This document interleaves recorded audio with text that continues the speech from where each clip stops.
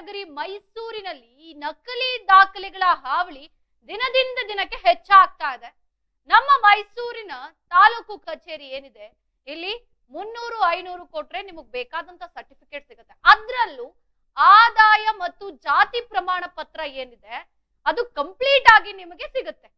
ನಾವು ನೋಡಿರ್ತೀವಿ 15 ದಿನ ಬೇಕು ನಮ್ಗೆ ಆದಾಯ ಪ್ರಮಾಣ ಪತ್ರ ಅಥವಾ ಜಾತಿ ಪ್ರಮಾಣ ಪತ್ರ ಬೇಕು ಅಂತ ಸಿಗಬೇಕು ಅಂತ ಅಂದ್ರೆ ಅದಕ್ಕೆ ಆದಂತ ರೂಲ್ಸ್ ಗಳಿದೆ, ಅದನ್ನ ನಾವು ಫಾಲೋ ಮಾಡ್ಬೇಕು. ಆದರೆ ಈಗ ನಮ್ಮ ಮೈಸೂರಿನ ತಾಲೂಕು ಕಚೇರಿಯಲ್ಲಿ ಅದ್ಯಾವುದು ಬೇಕಾಗಿಲ್ಲ.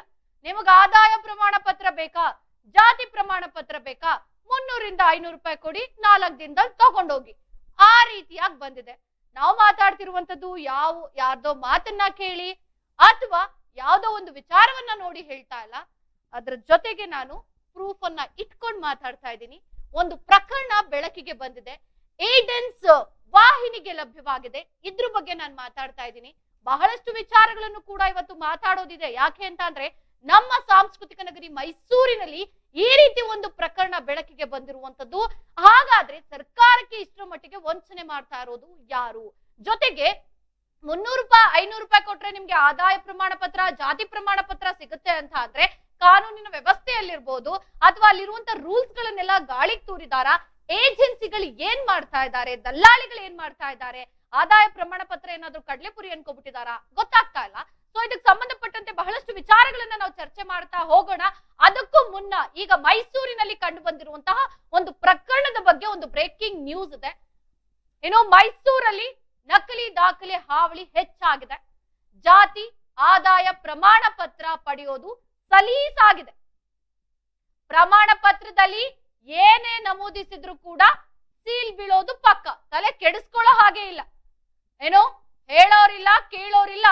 ಸೈಬರ್ನವರು ಕೊಟ್ಟಿದ್ದೇ ದಾಖಲೆ. ಇಲ್ಲಿ ತಲೆ ಕೆಡಿಸ್ಕೊಳ್ಳುವಂತ ಅವಶ್ಯಕತೆನೇ ಇಲ್ಲ. ನಾನು ಆದಾಯ ಪ್ರಮಾಣ ಪತ್ರ ಪಡ್ಕೊಳ್ಬೇಕಪ್ಪ, ಆ ದಾಖಲೆ ಒದಗಿಸ್ಬೇಕು, ಈ ದಾಖಲೆ ಒದಗಿಸ್ಬೇಕು, ಬೇಕಾಗಿಲ್ಲ. ಸುಳ್ಳು ಆದಾಯ ನೌಕರಿ ತೋರಿಸಿ ಸರ್ಟಿಫಿಕೇಟ್ ಅನ್ನ ಪಡೆದು ಮೋಸ ಮಾಡಿರುವಂತ ಪ್ರಕರಣ ಈಗ ಬೆಳಕಿಗೆ ಬಂದಿರುವಂತದ್ದು ಮೈಸೂರಿನಲ್ಲಿ.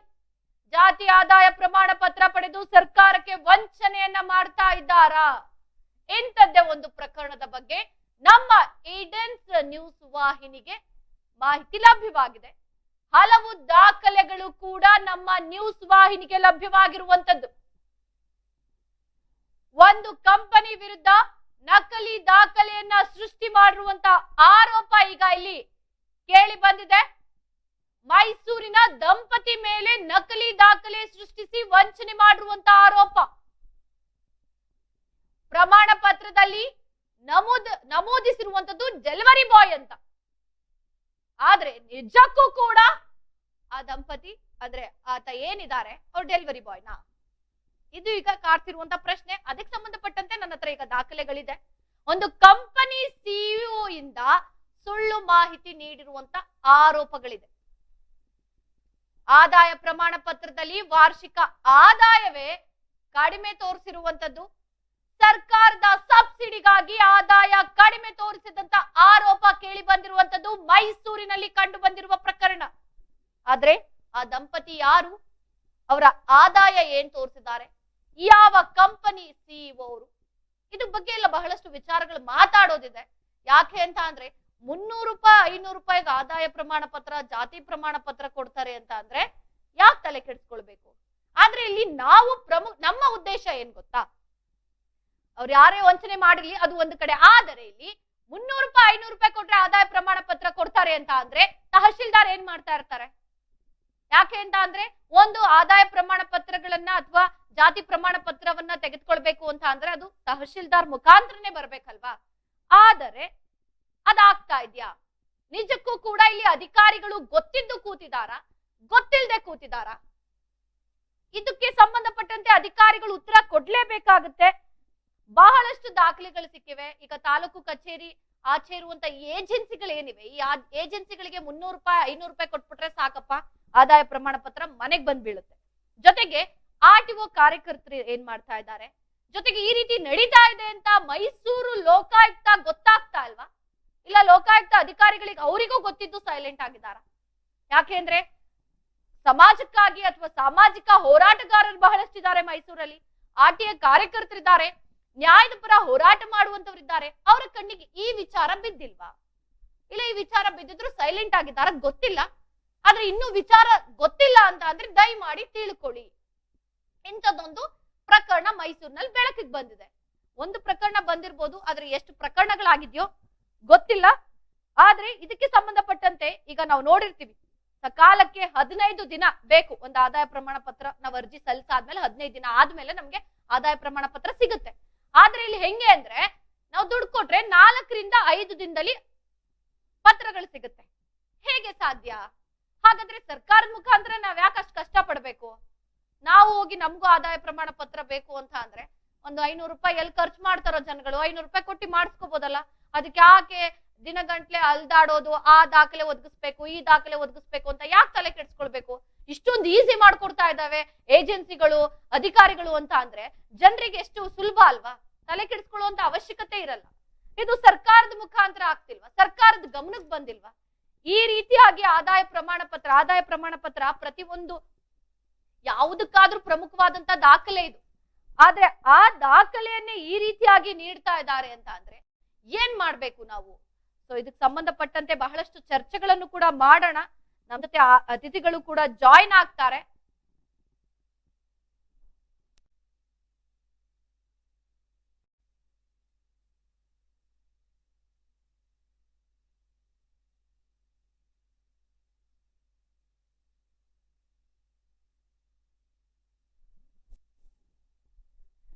ಏನೋ ಇದಕ್ಕೆ ಸಂಬಂಧಪಟ್ಟಂತೆ ಇವತ್ತಿನ ನಮ್ಮ ಕಾರ್ಯಕ್ರಮದಲ್ಲಿ ಮೊದಲನೇದಾಗಿ ಆರ್ಟಿಐ ಕಾರ್ಯಕರ್ತರಾದಂತಹ ಸ್ನೇಹಮಯಿ ಕೃಷ್ಣ ಅವರಿದ್ದಾರೆ. ಸರ್ ನಮಸ್ತೆ, ಕಾರ್ಯಕ್ರಮಕ್ಕೆ ಸ್ವಾಗತ. ಜೊತೆಗೆ ಮತ್ತೋರ್ವರಾದಂತಹ ಸಾಮಾಜಿಕ ಹೋರಾಟಗಾರರಾದಂತಹ DPK ಪರಮೇಶ್ವರ್ ಇದ್ದಾರೆ. ಸರ್ ನಿಮ್ಗೂ ಕೂಡ ಕಾರ್ಯಕ್ರಮಕ್ಕೆ ಸ್ವಾಗತ. ನಮಸ್ಕಾರ ಮೇಡಮ್, ಧನ್ಯವಾದಗಳು. ಜೊತೆಗೆ ಮೊದಲನಾಗಿ ನಾನು ಸ್ನೇಹಮಯಿ ಕೃಷ್ಣ ಅವರೇ ನಿಮಗ್ ಕೇಳ್ತೀನಿ, ಈಗ ನಮ್ಮ ಮೈಸೂರಿನ ತಾಲೂಕು ಕಚೇರಿಯಲ್ಲಿ ಒಂದು ಪ್ರಕರಣ ಬೆಳಕಿಗೆ ಬಂದಿದೆ. ನಾವು ನೋಡಿರ್ತೀವಿ, ಒಂದು ಆದಾಯ ಪ್ರಮಾಣ ಪತ್ರ ಅಥವಾ ಜಾತಿ ಪ್ರಮಾಣ ಪತ್ರವನ್ನ ಪಡ್ಕೊಳ್ಬೇಕು ಅಂತ ಎಷ್ಟು ದಿನಗಳು ಬೇಕಾಗುತ್ತೆ, ಏನೆಲ್ಲ ದಾಖಲೆಗಳನ್ನ ಕೊಡ್ಬೇಕಾಗುತ್ತೆ. ಆದ್ರೆ ನಿಜಕ್ಕೂ ಕೂಡ ನಮ್ಮ ಮೈಸೂರಿನ ತಾಲೂಕು ಕಚೇರಿಯಲ್ಲಿ ರೂಲ್ಸ್ ಆದಾಯ ಪ್ರಮಾಣ ಪತ್ರವನ್ನ ಸಾರ್ವಜನಿಕರು ಪಡ್ಕೊಳ್ತಾ ಇದ್ದಾರಾ? ಮೇಡಮ್, ನಮ್ಮ ದೇಶದಲ್ಲಿ ಯಾರು ಕೂಡ ಕಾನೂನನ್ನ ಪಾಲನೆ ಮಾಡಲ್ಲ ಮತ್ತು ನೈತಿಕತೆ ಯಾರು ತಮ್ಮ ಕೆಲಸವನ್ನ ಮಾಡ್ತಾ ಇಲ್ಲ.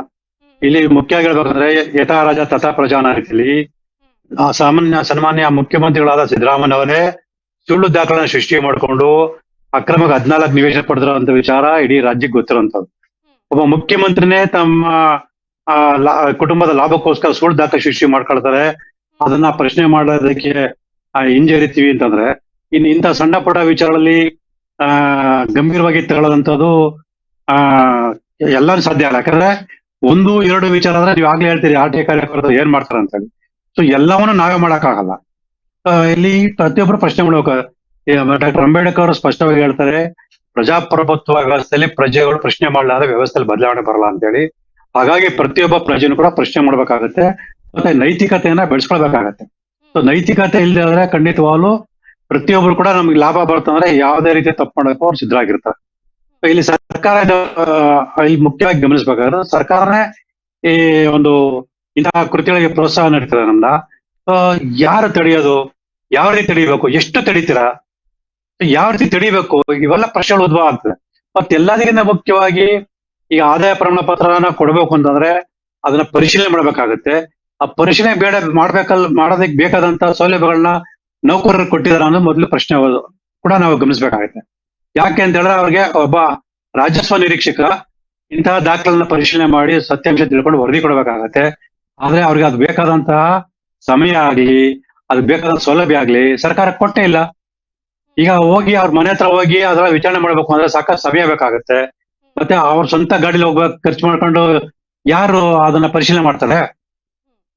ಹಾಗಾಗಿ ಇಲ್ಲಿ ಇಂಥದಕ್ಕೆಲ್ಲ ಮುಖ್ಯ ಕಾರಣ ಸರ್ಕಾರ ಮೇಡಮ್. ಸರ್ಕಾರ ಇದ್ರ ಬಗ್ಗೆ ಗಂಭೀರವಾಗಿ ಕ್ರಮ ತಗೊಳ್ಬೇಕಾಗತ್ತೆ. ಮತ್ತೆ ಸಂಬಂಧಪಟ್ಟ ಒಂದು ವಿಚಾರಕ್ಕೆ ಸಂಬಂಧಪಟ್ಟಾಗೆ ಆ ನೌಕರನ ಅಧಿಕಾರಿ ನೇಮಕ ಮಾಡಬೇಕಾಗತ್ತೆ. ಒಬ್ಬ ಅಧಿಕಾರಿನ ಒಬ್ಬ ನೌಕರ ನೇಮಕ ಮಾಡಿ ಅವ್ರಿಗೆ 108 ಕೆಲಸನ ವಹಿಸಿದ್ರೆ ಅವರು ಇಂಥ ಸುಳ್ಳು ದಾಖಲೆ ಸೃಷ್ಟಿ ಮಾಡೋದ್ರಲ್ಲಿ ನಿರತರಾಗಿರ್ತಾರೆ.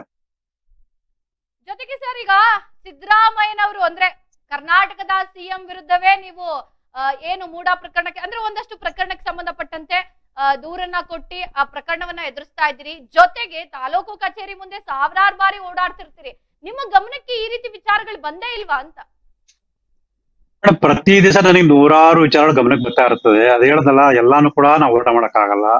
ಸೊ ನಮ್ ಕೈಲಿ ಎಷ್ಟು ಸಾಧ್ಯ ಆಗುತ್ತೆ ಅಷ್ಟು ಹೋರಾಟ ಮಾಡ್ಬೋದು. ಈಗಾಗಲೇ ಹೇಳದಲ್ಲ, ಒಬ್ಬ ಮುಖ್ಯಮಂತ್ರಿಗೆ ಒಂದು ಶಿಕ್ಷೆನ ಕೊಡ್ಸಿದ್ರೆ ಆಗ ರಾಜ್ಯದಲ್ಲಿ ಇರ್ತಕ್ಕಂತ ಜನಪ್ರತಿನಿಧಿಗಳು, ಅಧಿಕಾರಿಗಳು, ಸಿಬ್ಬಂದಿಗಳು ಅವೆಲ್ಲರೂ ಕೂಡ ಒಂದು ಭಯ ಉಂಟಾಗುತ್ತೆ. ಈಗಾಗಲೇ ಹೇಳದಲ್ಲ, ಭಯ ಅನ್ನೋದಿಲ್ಲ. ಅಧಿಕಾರಿಗಾಗ್ಲಿ ನೌಕರರಿಗಾಗ್ಲಿ ಯಾರಿಗೂ ಭಯ ಅನ್ನೋದಿಲ್ಲ. ನಾವು ಯಾವ್ದೇ ರೀತಿ ತಪ್ಪು ಮಾಡಿದ್ರೆ ನಮಗೆ ಶಿಕ್ಷೆ ಆಗಲ್ಲ, ಶಿಕ್ಷೆ ಕೊಡ್ಸಕ್ ಅಷ್ಟು ಸುಲಭ ಅಲ್ಲ ಅನ್ನೋ ಮನೋಭಾವನೆ ಮತ್ತು ವ್ಯವಸ್ಥೆ ಇದೆಯಲ್ಲ, ಅದು ಅವ್ರಿಗೆ ಆ ರೀತಿ ಅಪರಾಧ ಕೃತ್ಯ ಮಾಡೋದಕ್ಕೆ ಒಂದು ಪ್ರೇರೇಪಣೆ ಅಂತ ಹೇಳ್ಬೋದು. ಈ ಸಾವಿರಾರು ಪ್ರತಿದಿನ ಇವತ್ತು ಕೂಡ 4-5 ವಿಚಾರ ಸಂಬಂಧಪಟ್ಟ ನಾನು ಬಳಿ ಬಂದು ಇದ್ರ ವಿರುದ್ಧ ಹೋರಾಟ ಮಾಡಿ ಅಂತ ಹೇಳಿದ್ರು. ಹೆಂಗ್ ಸಾಧ್ಯ ಆಗತ್ತೆ? ಒಂದು ವಿಚಾರಕ್ಕೆ ಸಂಬಂಧಪಟ್ಟ ಹೋರಾಟ ಮಾಡ್ಬೇಕು ಅಂದ್ರೆ ಪೊಲೀಸರು ಕ್ರಮ ತಗೊಳ್ಳಲ್ಲ. ಪೊಲೀಸರ ಸ್ಟೇಷನ್ಗೆ ನಾವು ಸಾಕಷ್ಟು ಎಲ್ಲ ಓಡಾಡ್ಬೇಕಾಗತ್ತೆ, ದಿನಗಟ್ಟಲೆ ಅದಕ್ಕೆ ಸಮಯ ವ್ಯಯ ಮಾಡ್ಬೇಕಾಗತ್ತೆ. ಪೊಲೀಸರ ಕ್ರಮ ತಗೊಳ್ಳೋದ್ರೆ ಕೋರ್ಟ್ಗೆ ಹೋಗ್ಬೇಕಾಗತ್ತೆ. ಕೋರ್ಟ್ ಅಲ್ಲಿ ಎಷ್ಟು ಓಡಾಡಬೇಕಾಗತ್ತೆ ನಿಮ್ಗೆ ಎಲ್ರಿಗೂ ಗೊತ್ತಿರೋಂತ ವಿಚಾರ. ನಾವು ನಮ್ದೇ ಆದ ಜೀವನ ಇರುತ್ತೆ, ಅದಕ್ಕೂ ಕೂಡ ಅದ್ರ ಬಗ್ಗೆ ಕೂಡ ಗಮನ ಕೊಡ್ಬೇಕಾಗತ್ತೆ. ಈ ಎಲ್ಲಾ ವಿಚಾರದಿಂದ ಎಲ್ಲವನ್ನೂ ಕೂಡ ನಾವು ಪ್ರಶ್ನೆ ಮಾಡಕ್ಕಾಗಲ್ಲ, ಅದನ್ನ ತಡೆಗಟ್ಟಕ್ಕೆ ಸಾಧ್ಯ ಅಲ್ಲ. ಇಲ್ಲಿ ಪ್ರತಿಯೊಬ್ಬ ಪ್ರಜೆನೂ ಕೂಡ ಎಚ್ಚೆತ್ಕೊಳ್ಬೇಕು. ಪ್ರತಿಯೊಬ್ಬರು ಕೂಡ ಒಂದೊಂದು ವಿಚಾರ ಸಂಬಂಧಪಟ್ಟ ಹೋರಾಟವನ್ನ ಮಾಡಿದಾಗ ಒಂದು ವ್ಯವಸ್ಥೆಯಲ್ಲಿ ಬದಲಾವಣೆ ಬರ್ಬೋದು. ಎಲ್ಲದಕ್ಕಿಂತ ಮುಖ್ಯವಾಗಿ ಈ ರಾಜ್ಯವನ್ನ ಆಳುವಂತಹ ಮಾನವರಿಗೆ ನೈತಿಕತೆ ಇರಬೇಕು, ಮತ್ತೆ ಇಂತಹ ಅಪರಾಧ ಕೃತ್ಯ ತಡೆಯುವಂತಹ ಮನಸ್ಥಿತಿ ಇರಬೇಕು. ಆದ್ರೆ ಇಲ್ಲಿ ದುರಂತ ಅಂತಂದ್ರೆ ಈ ದೇಶ ರಾಜ್ಯವನ್ನ ಆಳ್ತಿರತಕ್ಕಂತ ಮಹಾನುಭಾವರುಗಳೇ ಅಪರಾಧ ಕೃತ್ಯದಲ್ಲಿ ಭಾಗಿಯಾಗಿದ್ದಾಗ ನಾವು ಬೇರೆ ಯಾವ ರೀತಿ ಮಾಡಕ್ಕಾಗತ್ತೆ? ಇಂತ ಪ್ರಶ್ನೆ ಉದ್ಭವ ಆಗುತ್ತೆ. ಈಗ ಏನು ಅಂತ ಅಂದ್ರೆ ಸರ್ಕಾರದಿಂದ ಒಂದು ರೀತಿ ಸಬ್ಸಿಡಿಯನ್ನ ಪಡ್ಕೊಳ್ಳೋಕ್ಕೋಸ್ಕರ ಈ ರೀತಿ ಕಡಿಮೆ ಆದಾಯವನ್ನ ತೋರಿಸ್ಕೊಂಡು ಸರ್ಕಾರಕ್ಕೆ ವಂಚನೆ ಮಾಡ್ತಾ ಇರುವವರ ವಿರುದ್ಧ ಏನ್ ಕ್ರಮ ಕೈಗೊಳ್ಬೇಕು ಅಂತ?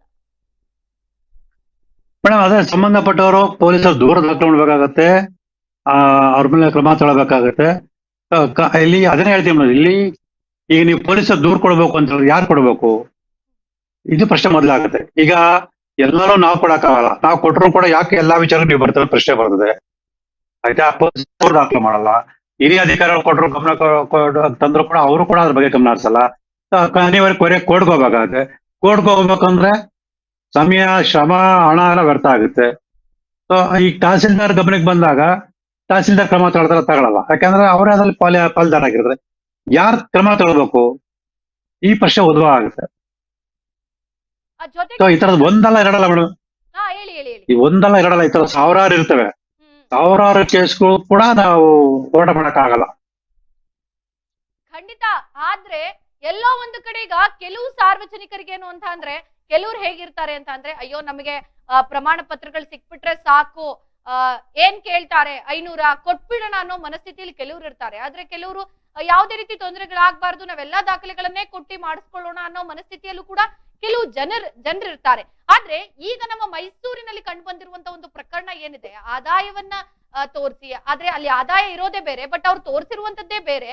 ಈ ರೀತಿಯಾಗಿ ಕೆಲಸ ಮಾಡುವಂತವರ ವಿರುದ್ಧ ಈಗ ನಿಮ್ಮಂತವರು ಜೊತೆಗೆ ಸಾಮಾಜಿಕ ಹೋರಾಟಗಾರರು ಏನಿದ್ದಾರೆ ಅವ್ರುಗಳು ಧ್ವನಿ ಎತ್ತಿಲ್ಲ ಅಂದ್ರೆ ಸಾರ್ವಜನಿಕರು ಧ್ವನಿ ಎತ್ತುತ್ತಾರೆ ಅಂತ ನಾವ್ ಹೇಳಲಿಕ್ಕೆ ಆಗೋದಿಲ್ಲ. ಇಲ್ಲಿ ನಾನು ಪದೇ ಹೇಳ್ತೀನಿ, ಎಲ್ಲಾ ವಿಚಾರಗಳು ಕೂಡ ಮೊದಲು ಜನರ ಮನಸ್ಥಿತಿ ಬದಲಾಗಬೇಕು. ಜನರ ಮನಸ್ಥಿತಿ ಬದಲಾಗದೆ ಪರಿಸ್ಥಿತಿ ಬದಲಾವಣೆ ಆಗಲ್ಲ. ಇಲ್ಲಿ ಏನಂದ್ರೆ ನಮಗೆ ಆದಾಯ ಬಂದ್ರೆ ಸಾಕು ಅನ್ನೋದು ಮನೋಭಾವನೆ ಅಷ್ಟೇ ಹೊರತು ಬೇರೆ ವಿಚಾರಗಳ ಬಗ್ಗೆ ತಲೆನೇ ಕೆಡ್ಸ್ಕೊಳಲ್ಲ. ಮತ್ತೆ ಇನ್ನೊಂದಂದ್ರೆ ಈಗ ಅದೇ ಹೇಳಿದ ಬರೀ ಇದೊಂದೇ ವಿಚಾರ ಅಲ್ಲ, ನೀವು BPL ಕಾರ್ಡ್ ಬಗ್ಗೆ ತಗೊಳ್ಳಿ, ಅಲ್ಲೂ ಕೂಡ ಸಾಕಷ್ಟು ಶ್ರೀಮಂತರು ಬಡವರು ಅಂತ ತೋರಿಸ್ಕೊಂಡು ಸುಳ್ಳು BPL ಕಾರ್ಡ್ ಪಡೆದಿರುವಂತದ್ದು, ಈ ತರ ಸಾವಿರಾರು ವಿಚಾರಗಳಿದೆ ಮೇಡಮ್. ಮತ್ತೆ ಎಲ್ಲರಿಗೂ ನೀವು ಇಲ್ಲಿ ಗಮನಿಸಬೇಕಾದ ಪ್ರಶ್ನೆ, ನಾನು ಇತ್ತೀಚೆಗೆ ಗಮನಿಸಿದ್ದು, ನಾವು ಮುಂದುವರೆದಿದೀವಿ ಅಂತ ಹೇಳೋದಕ್ಕೆ ನಮ್ಮವ್ರಿಗೆ ಒಂದು ನಾಚಿಕೆ ಸ್ವಭಾವ ಅಂತ ಹೇಳ್ಬೋದು. ಸ್ವಾಮೀಜಿಗಳಂತ ಒಬ್ಬ ನೈತಿಕ ಶಕ್ತಿ ತುಂಬಬೇಕಂದ್ರೆ ಸ್ವಾಮೀಜಿಗಳೇ ನಮ್ಮ ಜನಾಂಗ ಮುಂದುವರೆದಿದೆ ಅಂತ ತೋರಿಸ್ಕೊಳ್ಳೋ ಬದಲು ಹಿಂದುಳಿದಿದೆ, ಹಾಗಾಗಿ ನಮ್ಮ ಜನಾಂಗಕ್ಕೆ ಒಂದು ಮೀಸಲಾತಿ ಕೊಡಿ ಅಂತೇಳಿ ಹೋರಾಟ ಮಾಡೋ ಸ್ಥಿತಿಲಿ ಇರ್ಬೇಕಾದ್ರೆ ನೀವು ಜನರ ನೈತಿಕತೆ ನಾವ್ ಹೆಂಗ್ ಕೇಳಕ್ಕಾಗುತ್ತೆ? ಇಲ್ಲಿ ಪ್ರತಿಯೊಬ್ರು ಕೂಡ ನಾವು ಮುಂದುವರೆದಿದೀವಿ ಅಂತ ಹೇಳ್ಬೇಕು, ಅದಕ್ಕೆ ಬೇಕಾದಂತ ಒಂದು ಪ್ರಯತ್ನ ಮಾಡ್ಬೇಕು ಹೊರತು ಸುಳ್ಳು ಮಾಹಿತಿಗಳು ಕೊಟ್ಟು ಸುಳ್ಳು ದಾಖಲೆಗಳನ್ನ ಕೊಟ್ಟು ನಾವು ಹಿಂದುಳಿದಿದೀವಿ ಅಂತ ಹೇಳಿ ಸರ್ಕಾರ ಸಿಗೋಂತ ಸೌಲಭ್ಯನ ಗಳನ್ನ ಪಡೆಯುವಂತ ಮನಸ್ಥಿತಿನೇ ಹೆಚ್ಚಿನ ಜನಸಂಖ್ಯೆ ಇರ್ಬೇಕಾದ್ರೆ ನೀವು ಈ ತರ 1-2 ವಿಚಾರದಲ್ಲಿ ಹೋರಾಟ ಮಾಡಿದ್ರೆ ಖಂಡಿತವಾಗ್ಲೂ ಸಮಾಜದಲ್ಲಿ ಬದಲಾವಣೆ ಆಗಲ್ಲ. ಸಮಾಜದಲ್ಲಿ ಬದಲಾವಣೆ ಆಗ್ಬೇಕು, ಸಂಪೂರ್ಣವಾಗಿ ಈ ತರ ಅಪರಾಧ ಕೃತ್ಯ ತಡೆಯಬೇಕು ಅಂತಂದ್ರೆ ಪ್ರತಿಯೊಬ್ಬ ನಾಗರಿಕರು ಕೂಡ ಜಾಗೃತರಾಗಬೇಕು, ನೈತಿಕ ಶಕ್ತಿಯನ್ನು ಬೆಳೆಸ್ಕೊಳ್ಬೇಕು, ಮತ್ತೆ ಹೋರಾಟ ಮನೋಭಾವನ ಇಟ್ಕೊಳ್ಬೇಕು.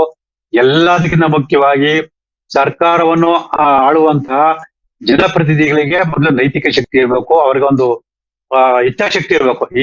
ಈ ಸಮಾಜದಲ್ಲಿ ಅಪರಾಧ ಕೃತ್ಯ ನಡೆದಿದೆ ಅಂತ ತಡಿಬೇಕು, ಆ ತಡೆಗ್ ಬೇಕಾದ ವ್ಯವಸ್ಥೆಯನ್ನ ಮಾಡ್ಬೇಕು ಅನ್ನೋದು ಮನೋಭಾವನೆ ಅವ್ರಲ್ಲಿ ಇರ್ಬೇಕು.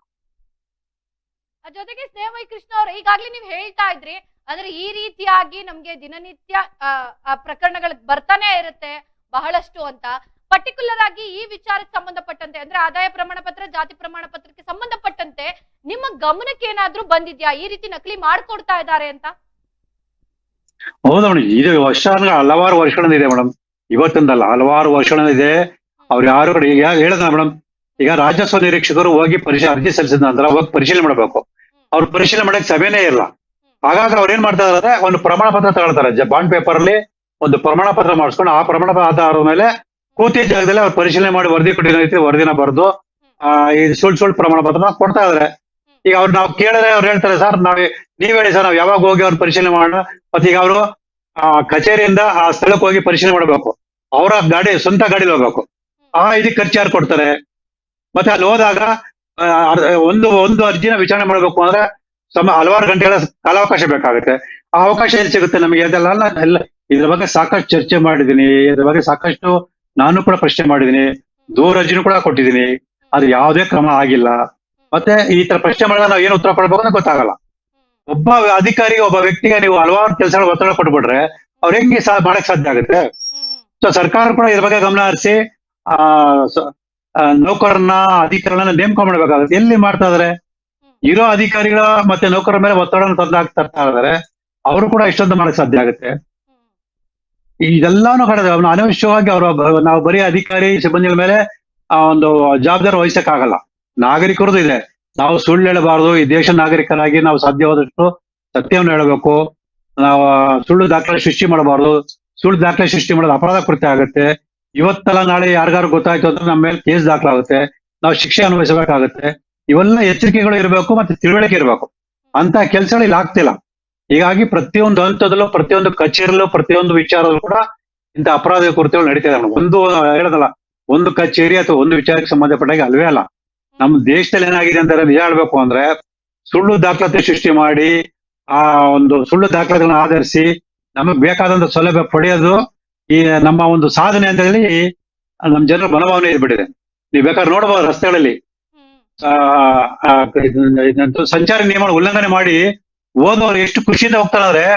ನಾವೇನೋ ಸಾಧನೆ ಮಾಡ್ಬಿಟ್ಟಿವಿ, ಪೊಲೀಸರನ್ನು ತಪ್ಸ್ಕೊಂಡ್ಬಿಟ್ಟಿವಿ ಅಂತ ಖುಷಿ ಪಡ್ತಾರೆ ಹೊರತು ನಾನು ಮಾಡಿದ ತಪ್ಪು ನಮ್ಮ ಮನೋಭಾವನೆಯಲ್ಲಿ ಅವ್ರು ಹೋಗತ್ತ ನಾವು ನೋಡಕ್ ಸಾಧ್ಯನೇ ಇಲ್ಲ. ಜೊತೆಗೆ ಏನು ಅಂತ ಅಂದ್ರೆ, ಈಗ ಲೋಕಾಯುಕ್ತರಿರ್ಬೋದು, ಅಧಿಕಾರಿಗಳಿರ್ಬೋದು, ಯಾಕೆ ಇಂತಹ ಪ್ರಕರಣಗಳನ್ನ ಸ್ವಲ್ಪ ಗಮನದಲ್ಲಿಟ್ಕೊಂಡು ರೇಡ್ ಏನಾದ್ರು ಮಾಡಿದ್ರೆ ಇದಕ್ಕೆಲ್ಲ ಒಂದು ಅಟ್ಲೀಸ್ಟ್ ಫುಲ್ ಸ್ಟಾಪ್ ಇಡ್ಬೋದಲ್ವಾ? ಮೇಡಮ್ ಅದನ್ನೇ ಹೇಳಿದ್ರು, ಪ್ರತಿಯೊಬ್ಬರ ಮನಸ್ಥಿತಿನೂ ಕೂಡ ಏನಾಗಿದೆ ಈಗ ಅಂತಂದ್ರೆ, ನಮ್ಗೆ ಜವಾಬ್ದಾರಿ ಬೇಡ, ಸಮಾಜ ಕಳಕಳಿ ಬೇಡ, ನಮಗ್ ಬೇಕಾದ್ರೆ ಸಂಬಳ, ಸೌಲಭ್ಯ, ಆದಾಯ. ಇಲ್ಲಿ ಹೆಂಗಿದೆ ಅಧಿಕಾರಿ ಮನಸ್ಥಿತಿಯಿಂದ ಅಂದ್ರೆ, ನಾವೇನಾರು ಒಂದು ದೂರರ್ಜಿ ಕೊಟ್ರೆ ಆ ದೂರರ್ಜಿಯನ್ನು ಆಧರಿಸಿ ತಪ್ಪಿತಸ್ಥರಿಗೆ ಶಿಕ್ಷೆ ಕೊಡಿಸಿ ಸಮಾಜ ಸ್ವಾಸ್ಥ್ಯವನ್ನು ಕಾಪಾಡೋಣ ಅನ್ನೋ ಮನೋಭಾವನೆಗಿಂತ ಈ ಅರ್ಜಿನ ಇಟ್ಕೊಂಡು ನಾವು ಯಾರದ ಇಷ್ಟ ಲಾಭ ಮಾಡ್ಕೊಳ್ಳೋಣ ಮನೋಭಾವ ಇರತಕ್ಕಂಥ ಅಧಿಕಾರಿ ಜಾಸ್ತಿ ಇದ್ದಾರೆ. ಈಗಿದ್ದಾಗ ನಾವು ಹೇಗೆ ಈ ಸಮಾಜವನ್ನು ಸುಧಾರಣೆ ಮಾಡಕ್ಕಾಗತ್ತೆ? ಇಂತಹ ಅಪರಾಧ ಕೃತ್ಯ ಮಾಡೋರಿಗೆ ಶಿಕ್ಷೆ ಕೊಡಿಸ ಸಾಧ್ಯ ಆಗುತ್ತೆ? ತುಂಬಾ ಕಷ್ಟ ಇದೆ. ನಾವು ಸುಮ್ಮನೆ ಅನ್ಕೊಳ್ತೀವಿ, ಏನೋ ಒಂದು ಅರ್ಜಿ ಕೊಟ್ಟಿದ ತಕ್ಷಣ ಕ್ರಮ ತಗೊಳ್ತಾರೆ ಅಂತಂದ್ರೆ ಆಯ್ತು ಬಿಡ, ಒಂದು ಅರ್ಜಿ ಕೊಟ್ಟು ಕ್ರಮ ತಗೊಂಡ್ರೆ, ಅರ್ಜಿ ಕೊಟ್ಟ ಕ್ರಮ ತಗೊಳ್ಳಲ್ಲ ಅಧಿಕಾರಿಗಳು. ನಾವು ಓಡಾಡಬೇಕಾಗತ್ತೆ. ಅದಾದ ನಂತರ ಅವ್ರ ಕ್ರಮ ಕೋರ್ಟ್ ಹೋಗ್ಬೇಕಾಗತ್ತೆ. ಕೋರ್ಟ್ ಅಲ್ಲ ನಾವು ವರ್ಷಗಟ್ಟಲೆ ಅಲ್ಲಿ ಅಲಿಬೇಕಾಗತ್ತೆ. ಈ ತರ ಇದ್ದಾಗ ನೀವು ಎಲ್ಲಾರು ಹೇಗೆ ಹೋರಾಟ ಮಾಡಕ್ ಸಾಧ್ಯ ಆಗುತ್ತೆ? ಯಾಕೆ ಅಂತ ಅಂದ್ರೆ ಸರ್, ಈಗ ನಾವು ಏನು ಇವತ್ತಿನ ಮೈಸೂರಿನಲ್ಲಿ ಒಂದು ಪ್ರಕರಣ ಪತ್ತೆ ಆಗಿದೆ. ಈ ಪ್ರಕರಣಕ್ಕೆ ಸಂಬಂಧಪಟ್ಟಂತೆ ಅಂದ್ರೆ ಅವ್ರು ಅರ್ಜಿ ಕೊಡುವಂತವ್ರು ಕೊಟ್ಟಿರುವಂತ ಡೇಟು ಜೊತೆಗೆ ಆದಾಯ ಪ್ರಮಾಣ ಪತ್ರ ಕೊಟ್ಟಿರುವಂತ ಡೇಟ್ ಅನ್ನ ನೋಡಿದ್ರೆ ನಿಜಕ್ಕೂ ಕೂಡ ಅಧಿಕಾರಿಗಳ ಗಮನಕ್ಕೆ ಬಂದಿದ್ಯಾ ಇಲ್ಲ, ಅಧಿಕಾರಿಗಳು ಅದನ್ನೇನು ಪರಿಶೀಲನೆ ಮಾಡದೆ ಆದಾಯ ಪ್ರಮಾಣ ಪತ್ರಗಳನ್ನ ಕೊಡ್ತಾ ಇದಾರ ಗೊತ್ತಿಲ್ಲ. ಯಾಕಂದ್ರೆ ಅರ್ಜಿ ಕೊಡುವ 2 ದಿನ ಮುಂಚೆನೆ ಅವ್ರಿಗೆ ಆದಾಯ ಪ್ರಮಾಣ ಪತ್ರ ಕೊಟ್ಟಿದ್ದಾರೆ ಅಂತ ಅಂದ್ರೆ ಹೇಗೆ ಅಂತ ಇದು ಮೇಡಮ್ ಗಮನಕ್ಕೆ ಬಂದ್ರು ಕೂಡ ಕ್ರಮ ತಗೊಳ್ಳಲ್ಲ. ಯಾಕೆಂದ್ರೆ ಅವ್ರಿಗೆ ಗೊತ್ತಿದೆ ಇದು ಸುಳ್ಳು ಅಂತೇಳಿ. ಆ ಗೊತ್ತಿದ್ದು ಕೂಡ ಅವ್ರ ಕೃತ್ಯ ಮಾಡೇ ಮಾಡ್ತಾರೆ. ಈಗ ಹೇಳಿದ್ರೆ ಮೇಡಮ್ ಎಲ್ಲದಕ್ಕಿಂತ ಮುಖ್ಯವಾಗಿ ನಾನು ಮತ್ತೆ ಮುಖ್ಯಮಂತ್ರಿಗ ಪ್ರಕರಣ ಬಗ್ಗೆ ಮತ್ತೆ ಹೇಳ್ತೀನಿ. ಅವರ ಒಂದು ಪ್ರಕರಣದಲ್ಲಿ ಸಿದ್ದರಾಮಯ್ಯ ಬಾಮಾಯ್ದ ಮಲ್ಲಿಕಾರ್ಜುನ ಸ್ವಾಮಿ ದೇವರಾಜನ ಹೆಸರು ಸುಳ್ಳು ದಾಖಲೆ ಸೃಷ್ಟಿ ಮಾಡಿ ಕೊಟ್ಟಿರೋದು ತನಿಖಾಧಿಕಾರಿ ಮುಂದೆ ಇದೆ. ಸ್ವತಃ ತನಿಖಾಧಿಕಾರಿನೇ ಆ ಪ್ರಕಾರ ದಾಖಲೆಯನ್ನ ಕೋರ್ಟ್ ಕೊಟ್ಟಿದ್ದಾರೆ. ಆದ್ರೆ ಆ ವಿಚಾರದ ಬಗ್ಗೆ ಎಲ್ಲೂ ವರದಿಲಿ ಹೇಳಲ್ಲ. ಒಬ್ಬ ದೇವರಾಜ ಹೆಸರಲ್ಲಿ ಒಬ್ಬ ವ್ಯಕ್ತಿಯ ಹೆಸರಲ್ಲಿ ಮುಖ್ಯಮಂತ್ರಿ ಬಾಮಾಯ್ದನೇ ಸುಳ್ಳು ದಾಖಲೆ ಸೃಷ್ಟಿ ಮಾಡಿದಾರೆ ಅಂತಂದ್ರೆ ಅವ್ರ ಮನಸ್ಥಿತಿ ಹೇಗಿದೆ ಲೆಕ್ಕ ಹಾಕೊಳ್ಳಿ. ಅದ್ರ ಬಗ್ಗೆ ಒಬ್ಬ ಮುಖ್ಯಮಂತ್ರಿ ಕ್ರಮ ತಗೊಳ್ಳಲ್ಲ. ತನ್ನ ಬಾಮಾಯ್ದ ಇದು ಸುಳ್ಳು ದಾಖಲೆ ಸೃಷ್ಟಿ ಮಾಡಿದರೆ ಅದು ಗೊತ್ತಿದ್ರು ಕೂಡ ಅದೇ ಕ್ರಮ ತಗೊಳ್ಳದೆ ಸಮರ್ಥನೆ ಮಾಡ್ಕೊಳ್ತಾರೆ ಅಂತಂದ್ರೆ ನೀವು ಇನ್ನು ತಹಸೀಲ್ದಾರರು ಸಣ್ಣ ಪುಟ್ಟ ಅಧಿಕಾರಿ ಏನ್ ಕೇಳ್ತೀರ ಮೇಡಮ್? ಒಬ್ಬ ಮುಖ್ಯಮಂತ್ರಿ ಕುಟುಂಬದ ವ್ಯಕ್ತಿಯೇ ಈಗ ಸುಳ್ಳು ದಾಖಲೆ ಸೃಷ್ಟಿ ಮಾಡ್ತಾರೆ, ಅದ್ರ ಬಗ್ಗೆ ತನಿಖಾಧಿಕಾರಿಗಳು ಮುಚ್ಚಿಡ್ತಾರೆ. ಒಬ್ಬ ಮುಖ್ಯಮಂತ್ರಿ ತನ್ನ ಕುಟುಂಬದ ವ್ಯಕ್ತಿಯೇ ಈ ತರ ಸುಳ್ಳು ದಾಖಲೆ ಸೃಷ್ಟಿ ಮಾಡಿ ಗಮನಕ್ಕೆ ಬಂದು ಕೂಡ ಅವ್ರ ಅದ್ರ ಬಗ್ಗೆ ಏನು ಮಾತಾಡಲ್ಲ, ಸಮರ್ಥನೆ ಮಾಡ್ಕೊಳ್ತಾರೆ ಅಂತಂದ್ರೆ ಈ ಯಾರಿಗೆ ಕೇಳೋದು? ಬೆಕ್ಕಿಗೆ ಗಂಟೆ ಕಟ್ಟೋದು ಯಾರು ಅಂತ ಹೇಳಿ ಒಂದು ಪ್ರಶ್ನೆ ಬರುತ್ತಲ್ಲ, ಇಲ್ಲೂ ಕೂಡ ಅದೇ ಕಾಡುತ್ತೆ ಮೇಡಮ್. ಖಂಡಿತ ಸರ್. ಇನ್ನು ಕೊನೆಯದಾಗಿ ಈಗ ಆಲ್ರೆಡಿ ಸಾಕಷ್ಟು ಹೇಳಿದೀರಾ ನೀವು. ಮೊದಲನೇದಾಗಿ ನಾಗರಿಕರು ನಾವು ಬದಲಾಗಬೇಕು ಅನ್ನೋದು, ಜೊತೆಗೆ ಸರ್ಕಾರ ಒಂದಷ್ಟು ಅಧಿಕಾರಿಗಳ ವಿರುದ್ಧ ಕ್ರಮ ಕೈಗೊಳ್ಬೇಕು, ಅಧಿಕಾರಿಗಳು ಸರಿ ಆಗಬೇಕು ಅಂತ. ಕೊನೆಯದಾಗಿ ಏನ್ ಹೇಳ್ತೀರಾ? ಅದೇ ನಾನು ಈಗಾಗ್ಲೇ ಹೇಳ್ದಂಗೆ ಜನರ ಪರಿಸ್ಥಿತಿ ಬದಲಾಗೋವರೆಗೂ ನಮ್ಮ ದೇಶದ ಪರಿಸ್ಥಿತಿ ಬದಲಾಗಲ್ಲ.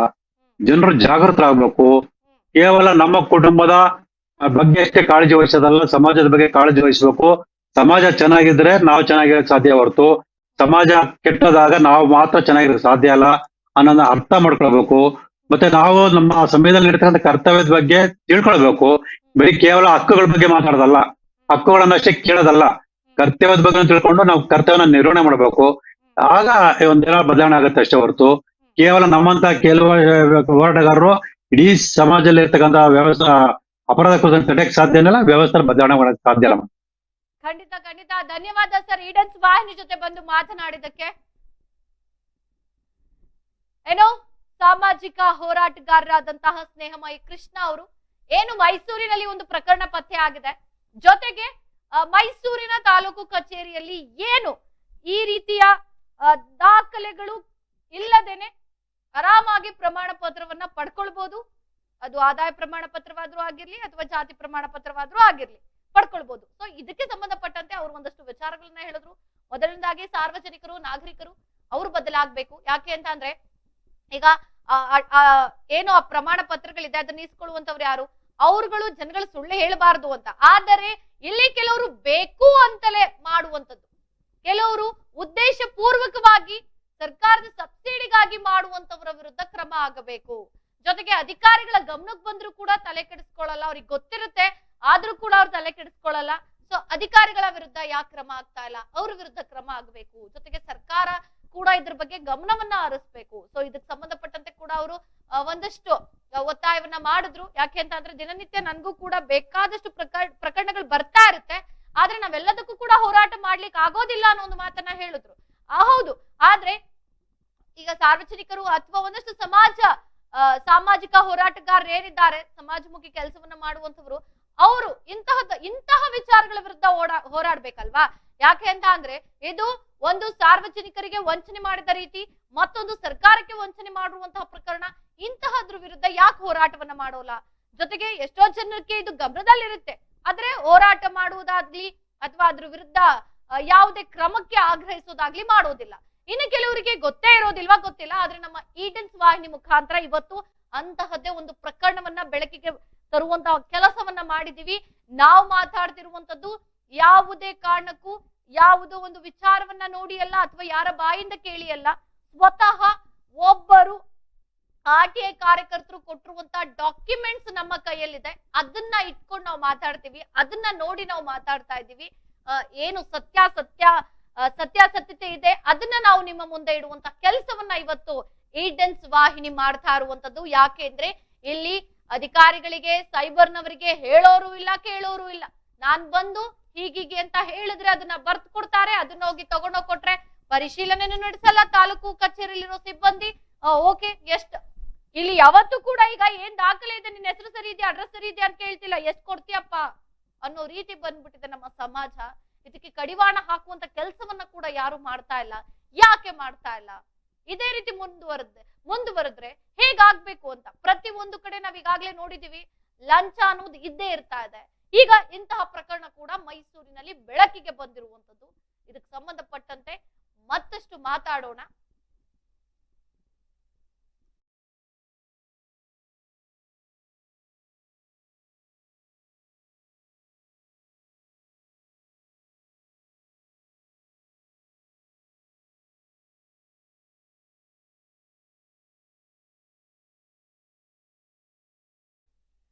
ಏನೋ ಇದಕ್ಕೆ ಸಂಬಂಧಪಟ್ಟಂತೆ ಮತ್ತಷ್ಟು ಮಾತನಾಡ್ಲಿಕ್ಕೆ ಇವತ್ತಿನ ನಮ್ಮ ಕಾರ್ಯಕ್ರಮಕ್ಕೆ ಆರ್ಟಿಐ ಕಾರ್ಯಕರ್ತರಾದಂತ ಗಂಗರಾಜ್ ಅವರು ಜಾಯ್ನ್ ಆಗಿದ್ದಾರೆ. ಸರ್ ನಮಸ್ತೆ, ಕಾರ್ಯಕ್ರಮಕ್ಕೆ ಸ್ವಾಗತ.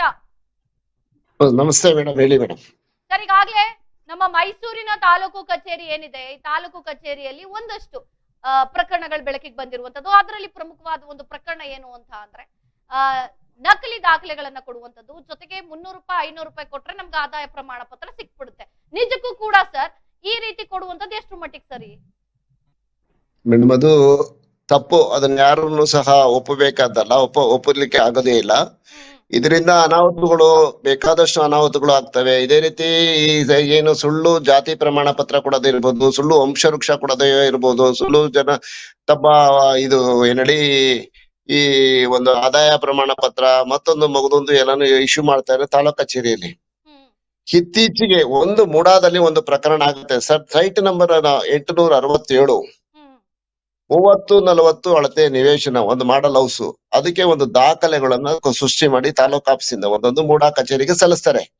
ವಂಶವೃಕ್ಷನ ಜೀವಿತ ವಂಶವೃಕ್ಷ ಸಲ್ಲಿಸ್ತಾರೆ. ಆ ವಂಶವೃಕ್ಷದಲ್ಲಿ ಏನು ಆ ಕುಟುಂಬದ ಒಬ್ಬನ ವ್ಯಕ್ತಿನ ಬಿಟ್ಟು ತಗೊಂಬಂದ್ ಸಲ್ಲಿಸ್ತಾರೆ.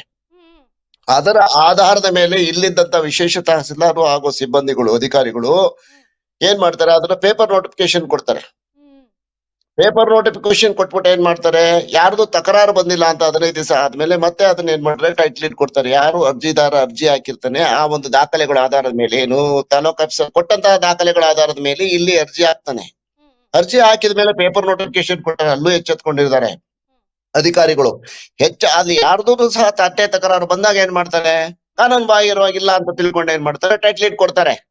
ಈ ಟೈಟಲ್ ಡೀಡ್ ಕೊಟ್ಟ ಆದ್ಮೇಲೆ ಯಾರೋ ಒಬ್ಬ ನಮ್ಮನ್ನ ವಂಶವೃಕ್ಷದಲ್ಲಿ ನಮ್ಮನ್ನ ಬಿಟ್ಟು ಬಿಟ್ಟಿದ್ದಾರೆ ಅಂತ ಹೇಳ್ಬಿಟ್ಟು ಅವ್ರ ಕುಟುಂಬದವ್ರು ಇನ್ನೊಬ್ಬರು ಯಾರು ಮಧ್ಯದಲ್ಲಿ ಬರ್ತಾ ಇರ್ತೀಗ. ಇದನ್ನ ಪರಿಶೀಲನೆ ಮಾಡಿ, ಸರಿಯಾದ ರೀತಿಯಲ್ಲಿ ಪರಿಶೀಲನೆ ಮಾಡಿ, ಅಕ್ಕಪಕ್ಕ ನೆರೆಯವರನ್ನ ವಿಚಾರಣೆ ಮಾಡಿ ಅವ್ರು ವಂಶವೃಕ್ಷ ಕೊಟ್ಟಿದ್ರೆ ಈ ಅಕ್ರಮ ಹೊರಗಡೆ ಬರ್ತಿರ್ಲಿಲ್ವಾ, ಅಕ್ರಮ ಆಗ್ತಿರ್ಲಿಲ್ಲ ಅಲ್ವಾ? ಇಲ್ಲಿ ಅಧಿಕಾರಿಗಳ ಮೇಲೆ ಕ್ರಮ ಆಗುತ್ತೆ. ಇವಾಗ ಕ್ರಮ ಜರುಗಿಸಿದರೆ ಒಬ್ಬರನ್ನ ಸಸ್ಪೆಂಡ್ ಮಾಡಿದ್ದಾರೆ, ಮೂಡಾ ಅಧಿಕಾರಿ ಒಬ್ಬನ ಕೇಸ್ ವರ್ಕರ್ನ. ಒಬ್ಬ ತಹಸೀಲ್ದಾರ್ ವಿರುದ್ಧ ಸರ್ಕಾರಕ್ಕೆ ಪ್ರಸ್ತಾವನೆ ಕಳಿಸ್ತಾರೆ. ಇದ್ರೊಳಗೆ ತಹಸೀಲ್ದಾರ್, ಇಲ್ಲಿ ಮೂಡಾ ತಹಸೀಲ್ದಾರ್ದು ಏನ್ ತಪ್ಪಾಗಿದೆ? ತಪ್ಪಾಗಿರೋದು ಎಲ್ಲಿ? ತಾಲೂಕ್ ಆಫೀಸಲ್ಲಿ ಅಲ್ವಾ? ಅವರು ಕೊಟ್ಟಂತಹ ವಂಶವೃಕ್ಷದ, ಅದು ತಹಸೀಲ್ದಾರ್ ಕಚೇರಿಯಲ್ಲಿ ಅವರು ಕೊಟ್ಟಂತಹ ಅಧಿಕಾರಿಗಳು ಕೊಟ್ಟಂತಹ ದಾಖಲೆಗಳ ಆಧಾರದ ಮೇಲೆ ಇವರು ಮುಂದುವರೆದಿದ್ದಾರೆ. ತಪ್ಪೆಲ್ಲಿಂದ ಆಯ್ತು? ತಾಲೂಕ್ ಆಫೀಸ್ ತಪ್ಪಾಯ್ತು. ಹಾಗಾಗಿ ತಾಲೂಕ್ ಆಫೀಸ್ ನಲ್ಲಿ ಏನ ಮಾಡ್ಬೇಕು ಅಂತ ಸಂಬಂಧಪಟ್ಟ RI ಆಗಿರ್ಬೋದು, VA ವರದಿಯನ್ನ ಸರಿಯಾಗಿ ವರದಿ ಕೊಡ್ಬೇಕು. ಅಕ್ಕಪಕ್ಕದವ್ರನ್ನ ವಿಚಾರ ಮಾಡ್ಬೇಕು, ಹೋಗಿ ಆ ಸ್ಥಳಕ್ಕೆ ಹೋಗ್ಬೇಕು. ಕೆಲವರು ತಾಲೂಕ್ ಆಫೀಸಲ್ಲಿ ಕೆಲವರು ಅಧಿಕಾರಿಗಳು ಸ್ಥಳಕ್ಕೂ ಹೋಗೋದಿಲ್ಲ, ಏನು ಇಲ್ಲ, ಅಲ್ಲೇ ಕೂತ್ಕೊಂಡು ತಾವುಗಳು ಹೇಳ್ದಂಗೆ ಹಣ ಕೊಟ್ರೆ ಅದು ದಾಖಲೆ ರೆಡಿ ಮಾಡಿ ಕೊಡ್ತಾರೆ. ಇದರಿಂದ ಏನಾಗುತ್ತೆ, ಈ ಅಕ್ರಮಗಳು ಹೊರಗಡೆ ಬರ್ತವೆ. ಹಾಗಾಗಿ ಇದು ತಪ್ಪಬೇಕು ಅಂತಂದ್ರೆ ಕಾನೂನಿನಲ್ಲಿ ಇದನ್ನ ಬಿಗಿ ಮಾಡ್ಬೇಕು. ಮಾನ್ಯ ತಹಸೀಲ್ದಾರ್ ಮಹೇಶ್ ಕುಮಾರ್ ಅವರಿಗೆ ಈ ಮೂಲಕ ನಾನು ವಿನಂತಿ ಮಾಡ್ಕೊಂತೀನಿ, ದಯಮಾಡಿ ನಿಮ್ಮ ಕೆಳ ಹಂತದ ಅಧಿಕಾರಿಗಳಿಗೆ ಕಟ್ಟುನಿಟ್ಟಿನ ಆದೇಶ ಮಾಡಿ, ತಪ್ಪಿತಸ್ಥರ ವಿರುದ್ಧ ಕ್ರಿಮಿನಲ್ ಪ್ರಕರಣ ನೀವೇ ದಾಖಲು ಮಾಡಬೇಕು. ಯಾರ ಮೇಲೆ ಯಾರು ವಂಶವೃಕ್ಷಕ್ಕೆ ತಪ್ಪು ಮಾಹಿತಿ ಕೊಟ್ಟು ಅವನು ಅಫಿಡೇಟ್ ಕೊಟ್ಟು ಮತ್ತೊಂದು ಕೊಟ್ಟರು ಅವನ ಮೇಲೂ ಕ್ರಿಮಿನಲ್ ಪ್ರಕರಣ ದಾಖಲಾಗಬೇಕು. ಪ್ಲಸ್ ಅವ್ರ ಜೊತೆಗೆ ಅದಕ್ಕೆ ಸಹಕರಿಸಿ ಒಂದು ಪತ್ರ ಮಾಡಿಕೊಟ್ಟಂತಹ ಅಧಿಕಾರಿಗಳ ವಿರುದ್ಧ ಕ್ರಿಮಿನಲ್ ಪ್ರಕರಣ ಆಗ್ಬೇಕಾಗುತ್ತೆ. ದಯಮಾಡಿ ಇದು ಇಲ್ಲಿಗೆ ನಿಲ್ಲಬೇಕು. ತಾವುಗಳು ಹೇಳ್ತಾ ಇದ್ದೀರಾ ಆದಾಯ ಪ್ರಮಾಣ ಪತ್ರ ಮತ್ತೊಂದು ಪ್ರಮಾಣ ಪತ್ರ ಕೊಡ್ಲಿದ್ರೆ ಬೋಗಸ್ ಆಗ್ತಾ ಇದೆ. ಈ ತರದ ಬರ್ತಲೇ ಇದಾವೆ. ಇದು ಕಡಿವಾಣ ಹಾಕ್ಬಿಡ್ಬೇಕು, ಜಿಲ್ಲಾಡಳಿತ ಎಚ್ಚೆತ್ಕೋಬೇಕು, ಸರ್ಕಾರ ಎಚ್ಚೆತ್ಕೋಬೇಕು, ಕಾನೂನವನ್ನೇ ಒಂದು ಬಲವಾದ ಕಾನೂನನ್ನು ರೂಪಿಸಬೇಕು, ತಪ್ಪಿತಸ್ಥರ ವಿರುದ್ಧ ಕ್ರಮ ಆಗ್ಬೇಕು, ಕ್ರಿಮಿನಲ್ ಪ್ರಕರಣ ಆಗ್ಬೇಕು, ಅವರಿಗೆ ಜೈಲಿಗೆ ಅಟ್ಟೋ ರೀತಿಯಲ್ಲಿ ಒಂದು ಕ್ರಿಮಿನಲ್ ಅವರ ವಿರುದ್ಧ ಕ್ರಮ ತಗೋಬೇಕು.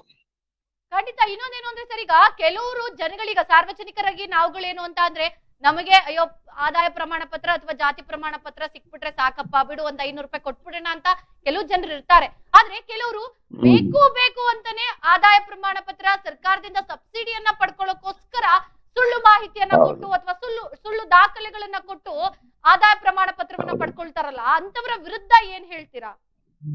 ಮೇಡಮ್, ಅದನ್ನೇ ಕ್ರಿಮಿನಲ್ ಪ್ರಕರಣ ದಾಖಲು ಮಾಡಬೇಕು. ಯಾರು ಸುಳ್ಳು ದಾಖಲೆಗಳನ್ನ ಸೃಷ್ಟಿ ಮಾಡಿ ತಂದು ತಾಲೂಕು ಆಫೀಸಿಗೆ ಸಬ್ಮಿಟ್ ಮಾಡಿ ಅಲ್ಲಿ ಒಂದು ಆದಾಯ ಪ್ರಮಾಣ ಪತ್ರ ಪಡ್ಕತಾನ, ಅವನನ್ನು ಸೇರ್ಕೊಂಡಂಗೆ ಯಾರು ದಾಖಲೆಗಳನ್ನ ಸಲ್ಲಿಸ್ತಾನ ತಹಸೀಲ್ದಾರ್ ಕಚೇರಿಗೆ, ಅವನನ್ನು ಸಲ್ಲಿಸಿದಂತ ವ್ಯಕ್ತಿನೂ ಮತ್ತದನ್ನ ದೃಢೀಕರಿಸಿದಂತ ವ್ಯಕ್ತಿಗಳ ವಿರುದ್ಧನೂ ಪ್ಲಸ್ ಅದ್ರ ಜೊತೆಗೆ VA, RI ಅವರುಗಳನ್ನು ಸಹ ಅವ್ರ ವಿರುದ್ಧನೂ ಕ್ರಮ ಆಗ್ಬೇಕು, ಪ್ರಕರಣ ಆಗ್ಬೇಕು. ಬರೀ ಶಿಸ್ತು ಕ್ರಮ 3 ತಿಂಗಳು ಸಸ್ಪೆಂಡ್ ಮಾಡ್ಬಿಟ್ಟು 4ನೇ ತಿಂಗಳಿಗೆ ಇನ್ನೊಂದ್ ಕಡೆ ಪೋಸ್ಟಿಂಗ್ ಕೊಡೋದಲ್ಲ, ಕ್ರಿಮಿನಲ್ ಕೇಸ್ ಬಿಡ್ಬೇಕು ಅವ್ರಿಗೆ. ಅವಾಗ ಏನಾಗುತ್ತೆ, ಕೋರ್ಟ್ ನಲ್ಲಿ ಅವಾಗ ಬುದ್ಧಿ ಹೇಳುತ್ತೆ, ನ್ಯಾಯಾಲಯ ಅವರಿಗೆ ಯಾವ ರೀತಿ ಹೋಗ್ಬೇಕು, ಮುಂದೆ ಯಾವ ರೀತಿ ಕೆಲಸ ಮಾಡ್ಬೇಕು, ನೀನು ನ್ಯಾಯಾಲಯ ಬುದ್ಧಿ ಹೇಳುತ್ತೆ ಕಾನೂನಿನಲ್ಲಿ. ಅವಾಗ ಅವ್ರು ಎಚ್ಚೆತ್ಕತಾರೆ, ಇನ್ ಮುಂದೆ ನಾನು ಸರ್ವಿಸ್ ನಲ್ಲಿ ಈ ತರ ಮಾಡಬಾರ್ದು ಅಂತ. 6 ತಿಂಗಳ 3 ತಿಂಗಳ ಸಸ್ಪೆಂಡ್ ಮಾಡ್ತಾರೆ, ಇಲ್ಲ 10 ದಿವಸ ಸಸ್ಪೆಂಡ್ ಮಾಡ್ತಾರೆ, ಇನ್ನೊಬ್ಬ ಇನ್ಫ್ಲೂಯೆನ್ಸ್ ಮಾಡ್ತಾರೆ, ಯಾವ್ದೋ ರಾಜಕಾರಣಿಗಳು ಒತ್ತಡ ತರ್ತಾರೆ, ರಿವೋಕ್ ಮಾಡಿಸ್ಕೊಂಡ್ ಬರ್ತಾನೆ, ಜೈಲ್ಗೆ ಹೋಗ್ಬೇಕು. ಇವ್ರು ಜೈಲ್ಗೆ ಹೋಗಿ ಸಸ್ಪೆಂಡ್ ಆಗ್ಬೇಕು. ಅವಾಗ ಏನಾಗತ್ತೆ, ಇಂಥ ಅಧಿಕಾರಿಗಳೇ ಆಗ್ಲಿ, ಇಂಥ ದಾಖಲೆಗಳ ಸೃಷ್ಟಿ ಮಾಡಿ ಸಲ್ಲಿಸಿ ಬ್ರೋಕರ್ಗಳೇ ಆಗ್ಲಿ, ಯಾರೇ ಆಗ್ಲಿ ಮೇಡಮ್, ತಪ್ಪೇನೆ.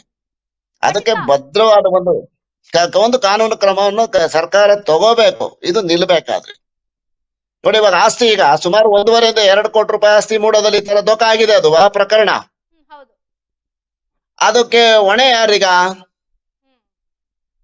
ತಹಸೀಲ್ದಾರ್ ಹೊಣೆ ಆಗ್ತಾನೆ, VA ಹೊಣೆ ಆಗ್ತಾನೆ, RI ಹೊಣೆ ಆಗ್ತಾನೆ, ಆ ಅರ್ಜಿ ಕೊಟ್ಟಂತಹ ಅರ್ಜಿದಾರನು ಹೊಣೆ ಆಗ್ತಾನೆ. ಮತ್ತೆ ಇದನ್ನೆಲ್ಲ ನೋಡಿ ಇವರು ಪೇಪರ್ ನೋಟಿಫಿಕೇಶನ್ ಕೊಟ್ಟು ಇವ್ರ್ಯಾರು ಇರೋದನ್ನು ಹೊಣೆಗಾರಿಕೆ ಆಗ್ಲಿಲ್ಲ, ಅವ್ರಿಗೆ ಯಾರಿಗೂ ಕ್ರಮನೇ ಆಗ್ಲಿಲ್ಲ. ಕ್ರಮ ಆಗಿದ್ದ ಯಾರ ಮೇಲೆ? ಇದನ್ನ ದಾಖಲೆಗಳು ತಹಸೀಲ್ದಾರ್ ಕೊಟ್ಟಂತ ದಾಖಲೆಗಳನ್ನ ಪರಿಶೀಲನೆ ಕೊಟ್ಟಂತ ದಾಖಲೆಗಳ ಆಧಾರದ ಮೇಲೆ ಪೇಪರ್ ನೋಟಿಫಿಕೇಶನ್ ಪಬ್ಲಿಕ್ ಸಾರ್ವಜನಿಕವಾಗಿ ಪ್ರಕಟಣೆ ಕೊಟ್ಟು ಮಾಡಿದಂತ ಅಧಿಕಾರಿಗಳು ಕ್ರಮ ಆಗೈತೆ ಅಷ್ಟು. ಈ ಸೃಷ್ಟಿ ಮಾಡಿದಂತ ವ್ಯಕ್ತಿಗಳ ವಿರುದ್ಧ ಕ್ರಮನೇ ಆಗಿಲ್ಲ.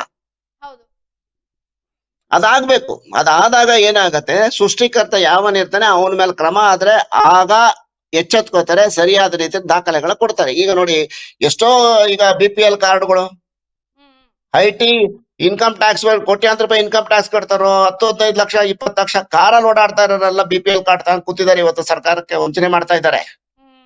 ಅದಕ್ಕೂ ಅಫಿಡೇಟ್ ಕೊಟ್ಟಿರ್ತಾರೆ, ಅದಕ್ಕೂ ಸಹ ಆದಾಯ ಪ್ರಮಾಣ ಪತ್ರ ಕೊಟ್ಟಿರ್ತಾರೆ. ಅಲ್ಲೂ ಸಹ ದೋಖ ಆಗಿದೆ.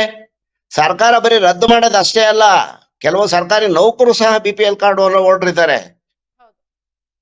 ಕೆಲವರು ಒಂದು ಪ್ರಕರಣ, ಒಂದು ಸಿಂಧುವಳ್ಳಿನಲ್ಲಿ ಒಬ್ಬ ಪಂಚಾಯತಿಯ ಉಪಾಧ್ಯಕ್ಷ ಅಂತ್ಯೋದಯ ಕಾರ್ಡ್ ತಗೊಂಡಿದ್ದ. ಪಂಚಾಯತಿಯ ಅಂತ್ಯೋದಯ ಕಾರ್ಡ್ ಅಂದ್ರೆ ಅಂತ್ಯೋದಯವನ್ನು ಕಾಲಲ್ಲಿ ಚಪ್ಪಲಿನೂ ಇಲ್ಲದಂತ ವ್ಯಕ್ತಿಗೆ ಅಂತ್ಯೋದಯ ಕಾರ್ಡ್ ಕೊಡ್ಬೇಕು. BPL ಕಾರ್ಡ್ಗಿನ ಕೆಳಗಡೆ ಅವನಿಗೇನು ಇಲ್ಲ, ಕಾಲಲ್ಲಿ ಚಪ್ಪಲಿನೂ ಹಾಕೊಳಕ್ಕೆ ಅವನಿಗೆ ಯೋಗ್ಯತೆ ಇಲ್ಲ ಅನ್ನೋ ಲೆಕ್ಕದಲ್ಲಿ ಅಂತವ್ರಿಗೆ ಅಂತ್ಯೋದಯ ಕಾರ್ಡ್ ಕೊಡ್ತಾರೆ. ಒಬ್ಬ ಉಪಾಧ್ಯಕ್ಷ ತಗೊಂಡಿದ್ದಾನೆ, ಅದನ್ನ ನಾವು ರದ್ದು ಮಾಡಿಸ್ತೋ. ಸೊ ಹಾಗಾಗಿ ಸರ್ಕಾರ ಕಟ್ಟುನಿಟ್ಟಿನ ಕಾನೂನು ಜಾರಿ ಮಾಡಬೇಕು. ಮತ್ತೆ ತಪ್ಪಿತಸ್ಥರ ವಿರುದ್ಧ ಕ್ರಿಮಿನಲ್ ಪ್ರಕರಣ ಆಗ್ಲೇಬೇಕು. ಕ್ರಿಮಿನಲ್ ಪ್ರಕರಣ ಬಿದ್ರೆ ಅವಾಗ ಕೋರ್ಟು ಕಚೇರಿ ಬೇಲ್ ತಗೊಂಡು ಓಡಾಡ್ತಾ ಇರ್ತಾರಲ್ಲ, ಅವಾಗ ಗೊತ್ತಾಗುತ್ತೆ. ಜೊತೆಗೆ ಸೇವೆಯಿಂದ ಹೇಳ್ತಿದ್ದೆ, ಮೈಸೂರಲ್ಲಿ ಒಂದು ಪ್ರಕರಣ ಪತ್ತೆ ಆಗಿದೆ ಅಂತ. ಆ ಪ್ರಕರಣದಲ್ಲಿ ಈಗ ಏನು ಆದಾಯ ಮತ್ತು ಜಾತಿ ಪ್ರಮಾಣ ಪತ್ರವನ್ನ ಕೊಟ್ಟಿದ್ದಾರೆ, ನಾವು ದೃಶ್ಯದಲ್ಲಿ ತೋರಿಸ್ತಾ ಇದೀವಿ. ಆ ಆದಾಯ ಜಾತಿ ಪ್ರಮಾಣ ಪತ್ರ ಕೊಟ್ಟಿರುವಂತ ಡೇಟ್ಗುನು ಅರ್ಜಿ ಸಲ್ಲಿಸಿರುವಂತ ಡೇಟ್ಗುನು ಫಸ್ಟೇ ಆದಾಯ ಪ್ರಮಾಣ ಪತ್ರ ಬಂದ್ಬಿಟ್ಟಿದೆ, ಆಮೇಲೆ ಇವ್ರು ಅರ್ಜಿ ಸಲ್ಲಿಸಿದ್ದಾರೆ ಸರ್. ಹಾಗಾದ್ರೆ ತಹಶೀಲ್ದಾರ್ ಮುಖಾಂತರನೇ ನಮ್ಗೆಲ್ಲ ಗೊತ್ತಿರುವಂತ ಮಾಹಿತಿ ಪ್ರಕಾರ ಅದು ಜಾತಿ ಪ್ರಮಾಣ ಪತ್ರ ಅಥವಾ ಆದಾಯ ಪ್ರಮಾಣ ಪತ್ರ ಬರುವಂತದ್ದು. ಆದ್ರೆ 2 ದಿನಕ್ಕೆ ಇದು ತಹಸೀಲ್ದಾರ್ ಗಮನಕ್ಕೆ ಹೋಗಿದೆಯಲ್ಲೋ ಗೊತ್ತಿರಲ್ಲ. ಯಾಕೆಂದ್ರೆ ತಹಸೀಲ್ದಾರ್ ಅಲ್ಲ ಫೈನಲ್ ಡಿಸಿಷನ್ ಮೇಕರು, ಅಲ್ಲಿ ವಿಶೇಷ ತಹಸೀಲ್ದಾರ್ ಒಬ್ರು ಇರ್ತಾರೆ. ಅದಕ್ಕಿಂತ ಮುಂಚೆ ಇದನ್ನ ದಾಖಲೆಗಳನ್ನ ಪರಿಶೀಲನೆ ಮಾಡಬೇಕಾಗಿರೋದು ಯಾರು? ವಿಲೇಜ್ ಅಕೌಂಟೆಂಟ್, ಗ್ರಾಮ ಸಹಾಯಕ. ಅದಾದ ಮೇಲೆ RI ಹೋಯ್ತದೆ. ಅದಾದ್ಮೇಲೆ ಏನಾಗುತ್ತೆ, ಲಾಗಿನ್ಗೆ ಹೋಗುತ್ತೆ. ಮೊದಲು ಇವನು ಯಾರಲ್ಲಿ ಗ್ರಾಮ ಸಹಾಯಕ ಯಾರಿರ್ತಾನೆ ಅವನು ಆ ದಾಖಲೆಗಳನ್ನು ಮತ್ತು ಅರ್ಜಿ ಕೊಟ್ಟಂತ ಡೇಟು ಮತ್ತೆ ದಾಖಲೆಗಳನ್ನ ಪರಿಶೀಲನೆ ಮಾಡ್ಬೇಕಾಗಿದೆ. ಅವನು ಮೊದಲು ಪುಟಪ್ ಮಾಡೋದು ಅಲ್ಲಿಂದ. ಕೊನೆ ಲಾಸ್ಟಿಗೆ ತಹಸೀಲ್ದಾರ್, ವಿಶೇಷ ತಹಸೀಲ್ದಾರ್ಗೆ ಹೋಗುತ್ತೆ. ಅವರು ತಮ್ಮ ಕೊಡ್ತಾರೆ, ಕ್ಲೋಸ್ ಆಗುತ್ತೆ, ಆನ್ಲೈನ್ ಅಲ್ಲಿ ಪ್ರಿಂಟ್ ಬರುತ್ತೆ. ಇರ್ಬೋದು, ಇಲ್ಲ ಅಂತ ಹೇಳ್ತಾರೆ, ಅವ್ರದ್ದು ತಪ್ಪಿದೆ, ಅವ್ರ ಮೇಲೂ ಕ್ರಮ ಆಗ್ಬೇಕು. ಯಾಕಂದ್ರೆ ಅವ್ರ ಡೇಟ್ ನೋಡ್ಬೇಕಲ್ವಾ, ಡೇಟ್ ಯಾವ್ದೋ ಡೇಟ್ ಇದೆ, ಅದಕ್ಕಿಂತ ಮುಂಚೆನೆ ಆದಾಯ ಪ್ರಮಾಣ ಪತ್ರ ಕೊಟ್ಟಿರ್ತಾರೆ ಅಂದ್ರೆ ಏನಾದ ಅರ್ಥ ಅಲ್ಲಿಗೆ? ಅಲ್ಲಿಗೆ ಅರ್ಜಿ ಕೊಡೋದಕ್ಕಿಂತ ಮುಂಚೆನೆ ಅವ್ರು ಪ್ರಮಾಣ ಪತ್ರ ಕೊಡ್ತಾರ? ಅರ್ಜಿ ಕೊಡದೇ ಇದ್ರು ಪ್ರಮಾಣ ಪತ್ರ ಕೊಡ್ತಾರ? ಇದು ತಪ್ಪೇನೆ. ಇವ್ರ ವಿರುದ್ಧ, ತಪ್ಪಿತಸ್ಥರ ವಿರುದ್ಧ ಕ್ರಮ ಆಗ್ಲಿ, ಸಸ್ಪೆಂಡ್ ಆಗ್ಲಿ. ಅಧಿಕಾರಿಗಳು ಯಾರೇ ಆಗ್ಲಿ, ಯಾರು ಈ ಪ್ರಕರಣದಲ್ಲಿ ಭಾಗಿಯಾಗಿದ್ದಾರೆ ಅಂತ ಅಧಿಕಾರಿಗಳ ವಿರುದ್ಧ ಕ್ರಮ ಆಗ್ಬೇಕು. ಕ್ರಿಮಿನಲ್ ಪ್ರಕರಣ ಆಗ್ಬೇಕು. ಬರೀ ಸುಮ್ನೆ ಸಸ್ಪೆಂಡ್ ಮಾಡೋದು, ಇಲ್ಲ ಎಚ್ಚರಿಕೆ ನೋಟಿಸ್ ಕೊಡೋದು ಇವೆಲ್ಲ ಬಿಟ್ಬಿಡ್ಬೇಕು. ತಹಸೀಲ್ದಾರ್ ಕ್ರಿಮಿನಲ್ ಪ್ರಕರಣ ದಾಖಲು ಮಾಡ್ಬೇಕು. ಸ್ವತಃ ತಾಲೂಕ್ ಕಚೇರಿಯ ತಹಸೀಲ್ದಾರೇ ಆದೇಶ ಮಾಡ್ಬೇಕು ಕ್ರಿಮಿನಲ್ ಪ್ರಕರಣ ದಾಖಲು ಮಾಡಕ್ಕೆ. ಇಲ್ಲ ಅಂದ್ರೆ ಜಿಲ್ಲಾಧಿಕಾರಿಗಳು ಕ್ರಮ ತಗೋಬೇಕು. ಖಂಡಿತ ಸರ್. ಇದು ಇನ್ನೊಂದು ಪ್ರಕರಣಗಳು ಬಹಳಷ್ಟು ನಡೀತಾ ಇರುತ್ತೆ. ಅದ್ರಲ್ಲಿ ಕೆಲವು ಬೆಳಕಿಗೆ ಬರುತ್ತೆ, ಕೆಲವು ಬೆಳಕಿಗೆ ಬರೋದೇ ಇಲ್ಲ. ಯಾಕೆಂತಂದ್ರೆ ಅಧಿಕಾರಿಗಳ ತಪ್ಪ, ಸಾರ್ವಜನಿಕರ ತಪ್ಪ, ಅದನ್ನ ಯಾರು ಕೂಡ ಕೇಳಕ್ ಬರಲ್ಲ. ಅವ್ರ ಕೆಲಸ ಆದ್ರೆ ಸಾಕು ಅನ್ನೋ ರೀತಿನೇ ಈಗ ನಮ್ಮ ಸಮಾಜ ನಡೀತಾ ಇರುವಂತದ್ದು. ಆದ್ರೆ ಈಗ ಇದಕ್ಕೆ ಸಂಬಂಧಪಟ್ಟಂತೆ ಎಲ್ಲೋ ಒಂದು ಕಡೆ ಸಾರ್ವಜನಿಕರು ಯಾವ ರೀತಿ ಕ್ರಮಕ್ಕೆ ಮುಂದಾಗ್ಬೇಕು? ನೀವ್ ಹೇಳಿದ್ರೆ ಕ್ರಿಮಿನಲ್ ಕೇಸ್ ದಾಖಲನ್ನ ಮಾಡ್ಬೇಕು ಅಂತ ಅಂದ್ರೆ, ಆದ್ರೆ ಈ ರೀತಿ ಪ್ರಕರಣಗಳು ಆಚೆನೆ ಬರ್ಲಿಲ್ಲ ಅಂತ ಅಂದ್ರೆ ಹೇಗೆ ಅಂತ? ಮೇಡಮ್, ಆಚೆನೆ ಬರ್ಲಿಲ್ಲ ಅನ್ನೋ ಹಲವಾರು ಪ್ರಕರಣ ನೋಡಿ, 100ಕ್ಕೆ 1-2 ಪ್ರಕರಣಗಳು ಈ ತರ ಹೊರಗಡೆ ಬರ್ತಾ ಇದಾವೆ. ಇಂಥವೆಲ್ಲ ಅಲ್ಲೇನೆ ಒಳಗಡೆ ಮುಚ್ಚೋಗಿರ್ತವೆ. ಹಾಗಾಗಿ ನಾವು ಇದನ್ನ ನಮ್ಮ ಕಣ್ಣಿಗೆ, ನಮ್ಮ ವಿಷಯಕ್ಕೆ, ನಮ್ಮ ನಾಲೆಡ್ಜಿಗೆ ಬಂದಾಗ ಖಂಡಿತ ಈ ದಾಖಲೆಗಳನ್ನ ನನಗೆ ಕಳಿಸಿದ್ರೆ ನಾನು ತಹಸೀಲ್ದಾರ್ಗೂ ದೂರು ಕೊಡ್ತೀನಿ. ಯಾರು ಇದಕ್ಕೆ ಸಂಬಂಧಪಟ್ಟ ಅಧಿಕಾರಿ ಯಾರಿದ್ದಾನೆ, ಯಾರು ಇದಕ್ಕೆ ಅರ್ಜಿದಾರ ಯಾರಿದ್ದಾನೆ, ಇವ್ರ ವಿರುದ್ಧ ಕ್ರಮ ತಗೊಳ್ಳಿ ಅಂತ ಬಿಟ್ಟು ನಾನು ದೂರು ಕೊಡ್ತೀನಿ. ದಯಮಾಡಿ ದಾಖಲೆಗಳನ್ನ ದಯಮಾಡಿ ಶೇರ್ ಮಾಡಿ. ನಾನು ಸಹ ತಹಸೀಲ್ದಾರ್ ಭೇಟಿ ಮಾಡಿ, ಖುದ್ದು ಮಹೇಶ್ ಅವ್ರನ್ನ ಭೇಟಿ ಮಾಡಿ ನಾನು ದೂರು ಕೊಡ್ತೀನಿ ಈ ಪ್ರಕರಣ ಸಂಬಂಧಪಟ್ಟಂಗೆ. ಯಾಕೆಂದ್ರೆ ನಾವು ಇಂಥ ಭ್ರಷ್ಟಾಚಾರದ ವಿರುದ್ಧ ಹೋರಾಟ ಮಾಡ್ತಾ ಇರ್ಬೇಕಾದ್ರೆ ನಾವುಗಳು ನಮ್ಮ ಕಣ್ಣಿಗೆ ಈ ಒಂದು ಪ್ರಕರಣ ಕಂಡಾಯ್ತೆ, ನಮ್ಗೆ ಕೇಳಿದಾಗ್ಲಾದ್ರು ಅಟ್ಲೀಸ್ಟ್ ನಾವು ಏನಾದ್ರು ಒಂದು ಕ್ರಮ ಜರುಗಿಸ್ಲೇಬೇಕಲ್ವಾ? ಖಂಡಿತ ಸರ್. ಈಗ ತಹಸೀಲ್ದಾರ್ ಶ್ರೀನಿವಾಸ್ ಅವರು ನಿಮಗೆ ಗೊತ್ತಿರ್ತಾರೆ, ಅವ್ರ ಮುಖಾಂತರನೇ ಈ ಆದಾಯ ಪ್ರಮಾಣ ಪತ್ರ ಬಂದಿರುವಂತದ್ದು. ಮೇಡಮ್, ಶ್ರೀನಿವಾಸ ಆಗ್ಲಿ, ಇನ್ನೊಬ್ಬರೇ ಆಗ್ಲಿ, ವಿಎನೇ ಆಗ್ಲಿ, ಯಾರು ತಪ್ಪಿತಸ್ಥರು ಅವ್ರ ವಿರುದ್ಧ ಕ್ರಮ ಆಗ್ಲೇಬೇಕು. ನಮಗ್ ಗೊತ್ತಿರ್ಲಿ, ಗೊತ್ತಿಲ್ದಲೇ ಹೋದ್ರು ಯಾರೇ ಆದ್ರೂ ಈ ಒಂದು ಪ್ರಕರಣದಲ್ಲಿ ತಪ್ಪಿತಸ್ಥ ಅಧಿಕಾರಿಗಳ ವಿರುದ್ಧ ಹಾಗೂ ಅರ್ಜಿದಾರನ ವಿರುದ್ಧ ಇಬ್ಬರ ವಿರುದ್ಧನೂ ಎಲ್ಲರ ವಿರುದ್ಧನೂ ಕ್ರಮ ಆಗ್ಲೇಬೇಕು. ಇದು ಕ್ರಿಮಿನಲ್ ಪ್ರಕರಣ ದಾಖಲು ಮಾಡ್ಬೇಕು ಅಂತ ನನ್ನ ಒತ್ತಾಯ ಇದೆ. ಜೊತೆಗೆ ಸರ್, ಈಗ ನೀವು ಆರ್ಟಿಐ ಕಾರ್ಯಕರ್ತರಿದ್ರಿ, ನಿಮಗೂ ಕೂಡ ದಿನನಿತ್ಯ ಸಾವಿರಾರು ಪ್ರಕರಣಗಳನ್ನ ನೀವು ಕೇಳ್ತಾ ಇರ್ತೀರಾ. ಪರ್ಟಿಕ್ಯುಲರ್ ಆಗಿ ಇದಕ್ಕೆ ಸಂಬಂಧಪಟ್ಟಂತೆ, ಈ ವಿಚಾರಕ್ಕೆ ಸಂಬಂಧಪಟ್ಟಂತೆ ನಿಮ್ಮ ಗಮನಕ್ಕೆ ಏನಾದ್ರೂ ಬಂದಿದ್ಯಾ? ಇಲ್ಲ, ಖಂಡಿತ ಬಂದಿಲ್ಲ. ಈ ಪ್ರಕರಣಗಳು ಕೇಳಿದಾಗ ದಾಖಲೆಗಳು ಕೊಡಿ, ಆ ತರದ್ ಯಾವ್ದಾರ ಇದ್ರೆ ಕೊಡಿ ಅಂತ ನಾವು ಕೇಳ್ತೀವಿ. ಕೆಲವ್ರು ಕೊಡ್ತಾರೆ, ಕೆಲವ್ರು ಕೊಡೋದಿಲ್ಲ, ಹೊಟ್ಟೋಗ್ತಾರೆ. ಸೊ ಹಾಗಾಗಿ ನನ್ನ ನಾಲೆಡ್ಜಿಗೆ ಬಂದ್ರೆ ನಾನು ಖಂಡಿತ ಅದು ಸಂಬಂಧಪಟ್ಟ ಅಧಿಕಾರಿಗಳಿಗೆ ನಾನು ವಾಟ್ಸಪ್ ಮುಖಾಂತರ ನೋಡಿ, ಸ್ವಾಮಿ ಈ ತರ ಆಗಿದೆ ಪ್ರಕರಣ, ಅದ್ರ ವಿರುದ್ಧ ಕ್ರಮ ತಗೊಳ್ಳಿ ಅಂತ ನಾನು ತಹಸೀಲ್ದಾರ್ ಆಗಿರ್ಬೋದು, ಜಿಲ್ಲಾಧಿಕಾರಿಗಳಾಗಿರ್ಬೋದು, ಯಾರೇ ಆಗ್ಲಿ ಅಧಿಕಾರಿಗಳು ಅವ್ರ ವಿರುದ್ಧ ಕ್ರಮ ತಗೊಳ್ಳಿ ಅಂತ ದಿನನಿತ್ಯ ನೀವು 100 ದೂರ್ ಕೊಡ್ತಾ ಇರ್ತೀರಾ, ದೂರ್ ತಗೋತಾರೆ, ದೂರ್ಗೆ ಸೀಮಿತ ಆಗ್ತಿದೆ ಹೊರತು ಇದಕ್ಕೆ ಸಂಬಂಧಪಟ್ಟಂತೆ ಕಠಿಣ ಕ್ರಮ ಆಗ್ತಾ ಇಲ್ಲ. ಈಗ ನೀವು ಆರ್ಟಿಐ ಕಾರ್ಯಕರ್ತರಿದ್ದೀರಿ, ತಾಲೂಕು ಕಚೇರಿಯಲ್ಲಿ ಈ ರೀತಿ ನಡೀತಾ ಇದೆ, ಯಾಕೆ ಸುಮೋಟೋ ಕೇಸ್ ನ ದಾಖಲು ಮಾಡಬಾರದು ಅಂತ? ಮೇಡಮ್, ಈಗ ನೋಡಿ,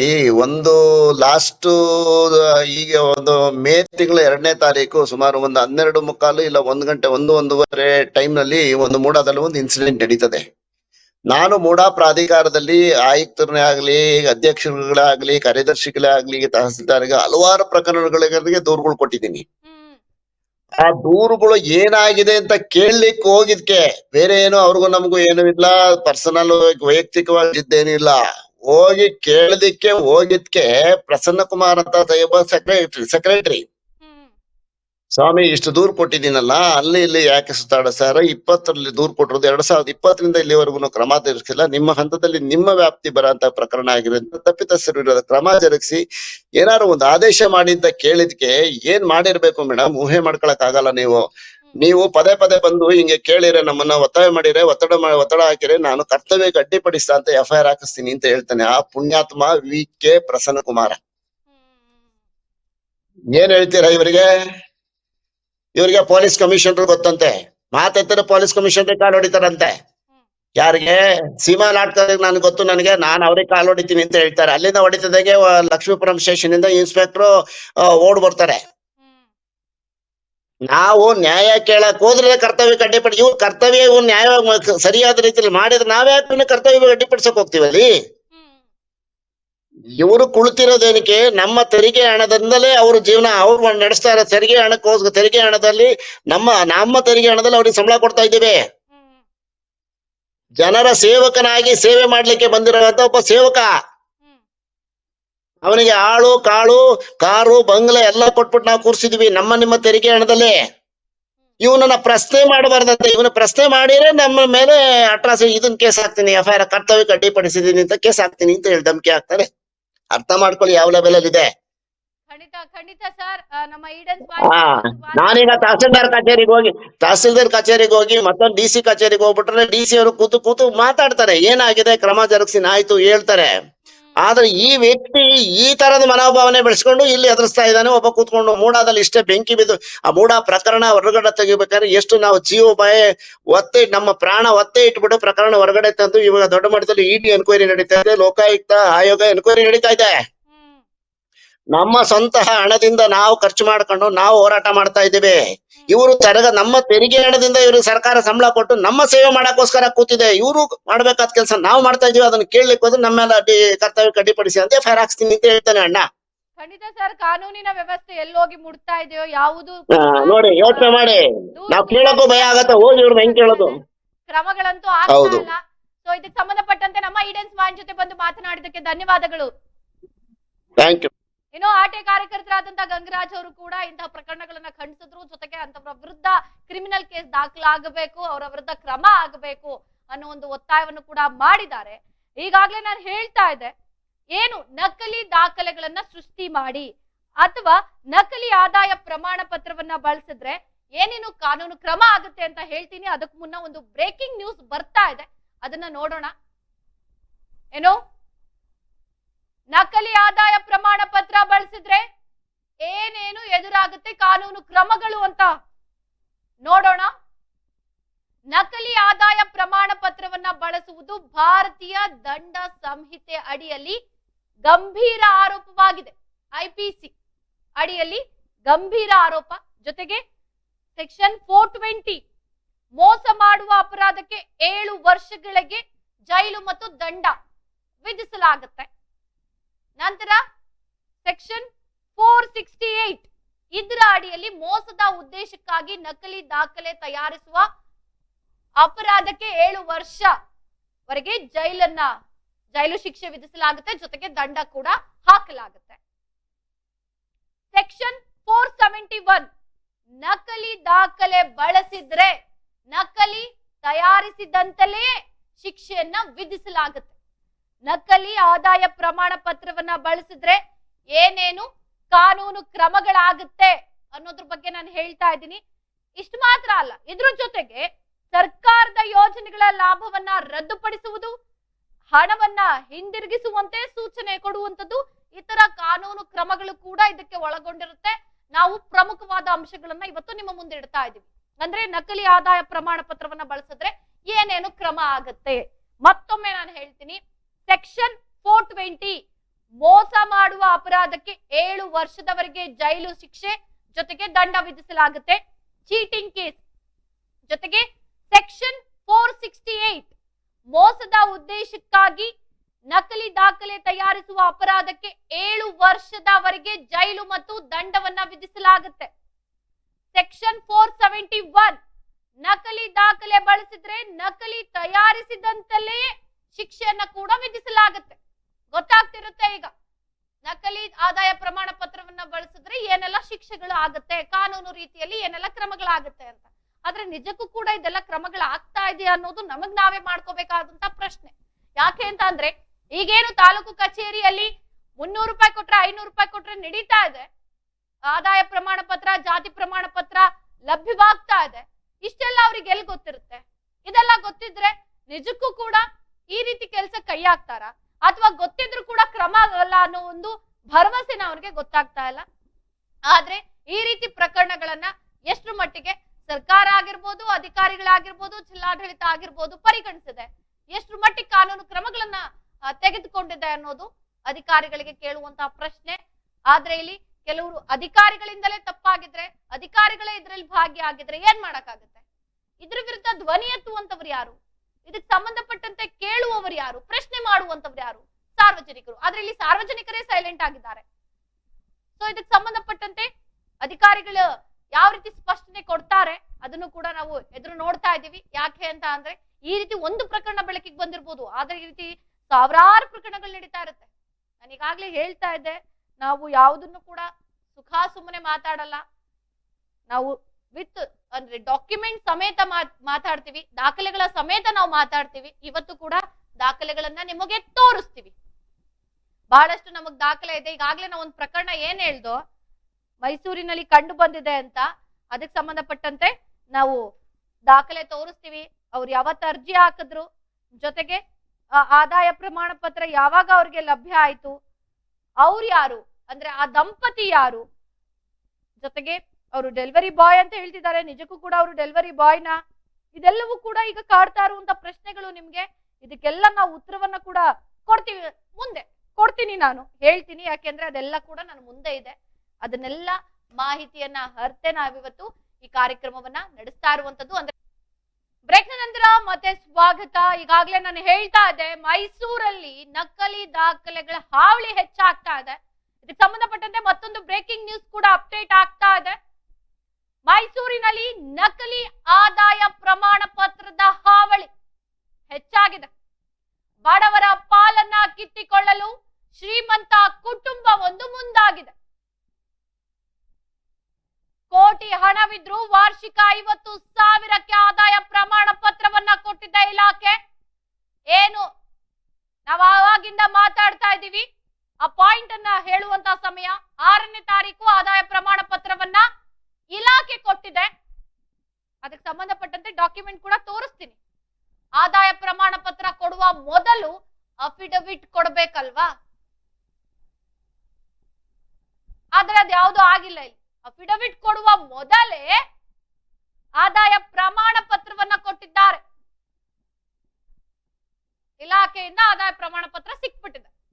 ಅದಾದ್ಮೇಲೆ ಅಫಿಡವಿಟ್ ನ ಪಡ್ಕೊಂಡಿರುವಂತದ್ದು. ಹೇಗೆ ಸಾಧ್ಯ ಇದು? ನನ್ಗೂ ಈ ಪ್ರಶ್ನೆ, ಈ ಡಾಕ್ಯುಮೆಂಟ್ ಗಳನ್ನ ನೋಡ್ದಾಗ್ಲಿಂದ ನನ್ಗೂ ಕಾಡ್ತಾ ಇರುವಂತ ಪ್ರಶ್ನೆ ಅದು. ಈಗ ಇದಕ್ಕೆ ಸಂಬಂಧಪಟ್ಟಂತೆ ಈಗ ನಾನು ಡಾಕ್ಯುಮೆಂಟ್ ಅನ್ನ ತೋರಿಸ್ತೀನಿ.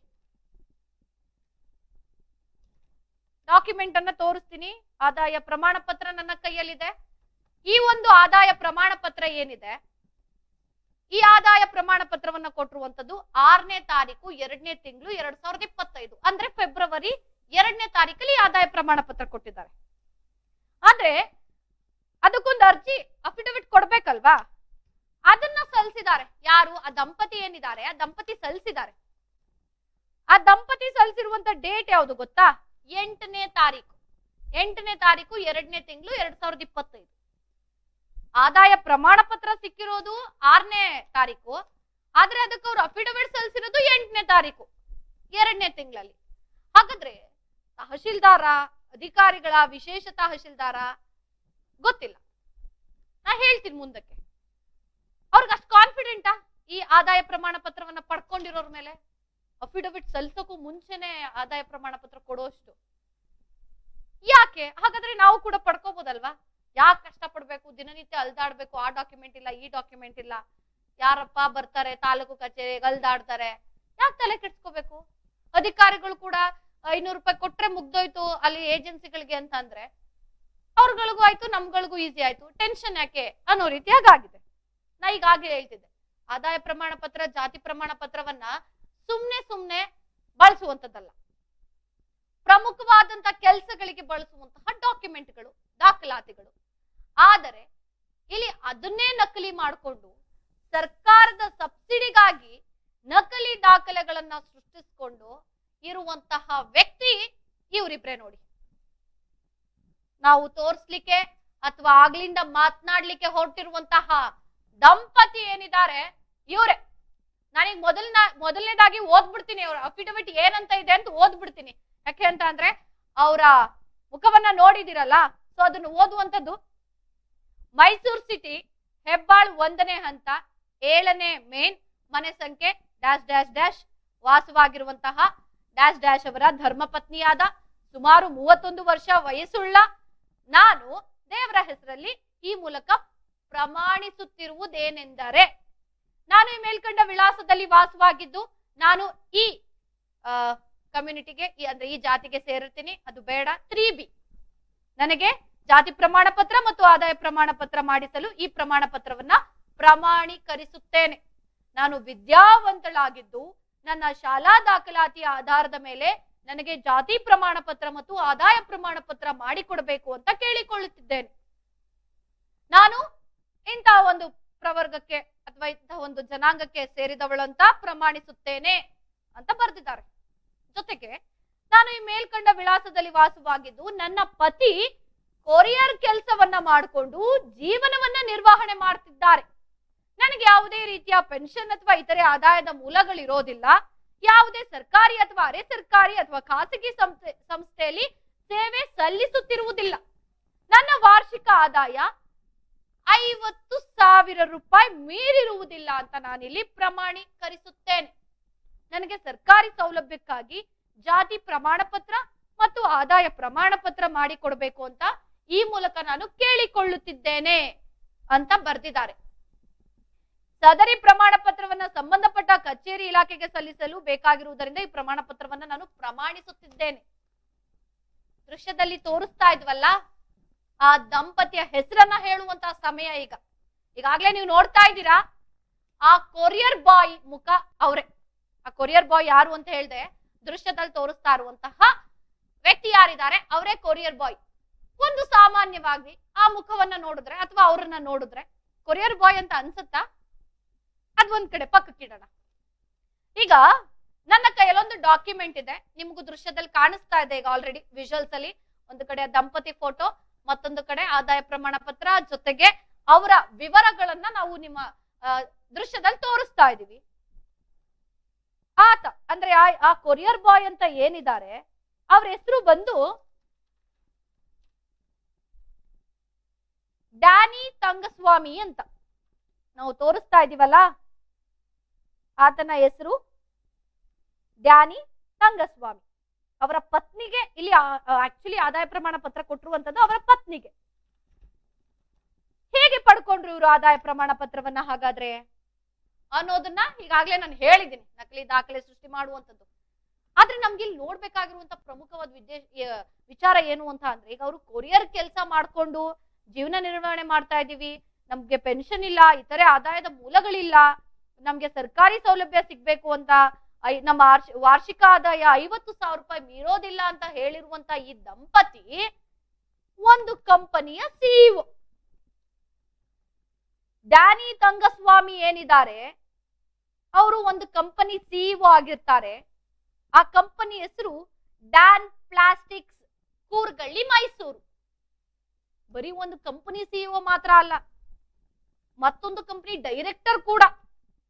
D&R moulding private limited, Adakanahalli, Mysuru.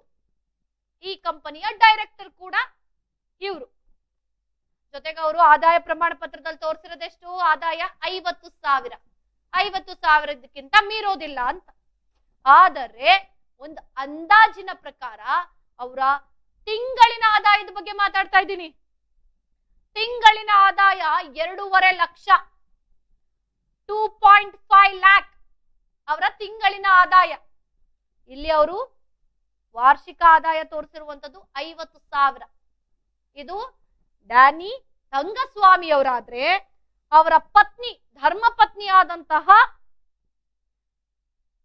ರೋಬಿನಾ ಜೀನಾ ಡೋರ್ತಿ ಅವರ ಹೆಸರು. ಯಾಕೆ ಅಂತ ಅಂದ್ರೆ ಇವರು ಏನಿದ್ದಾರೆ ಇವರು ಏನು ಕಡಿಮೆ ಇಲ್ಲ.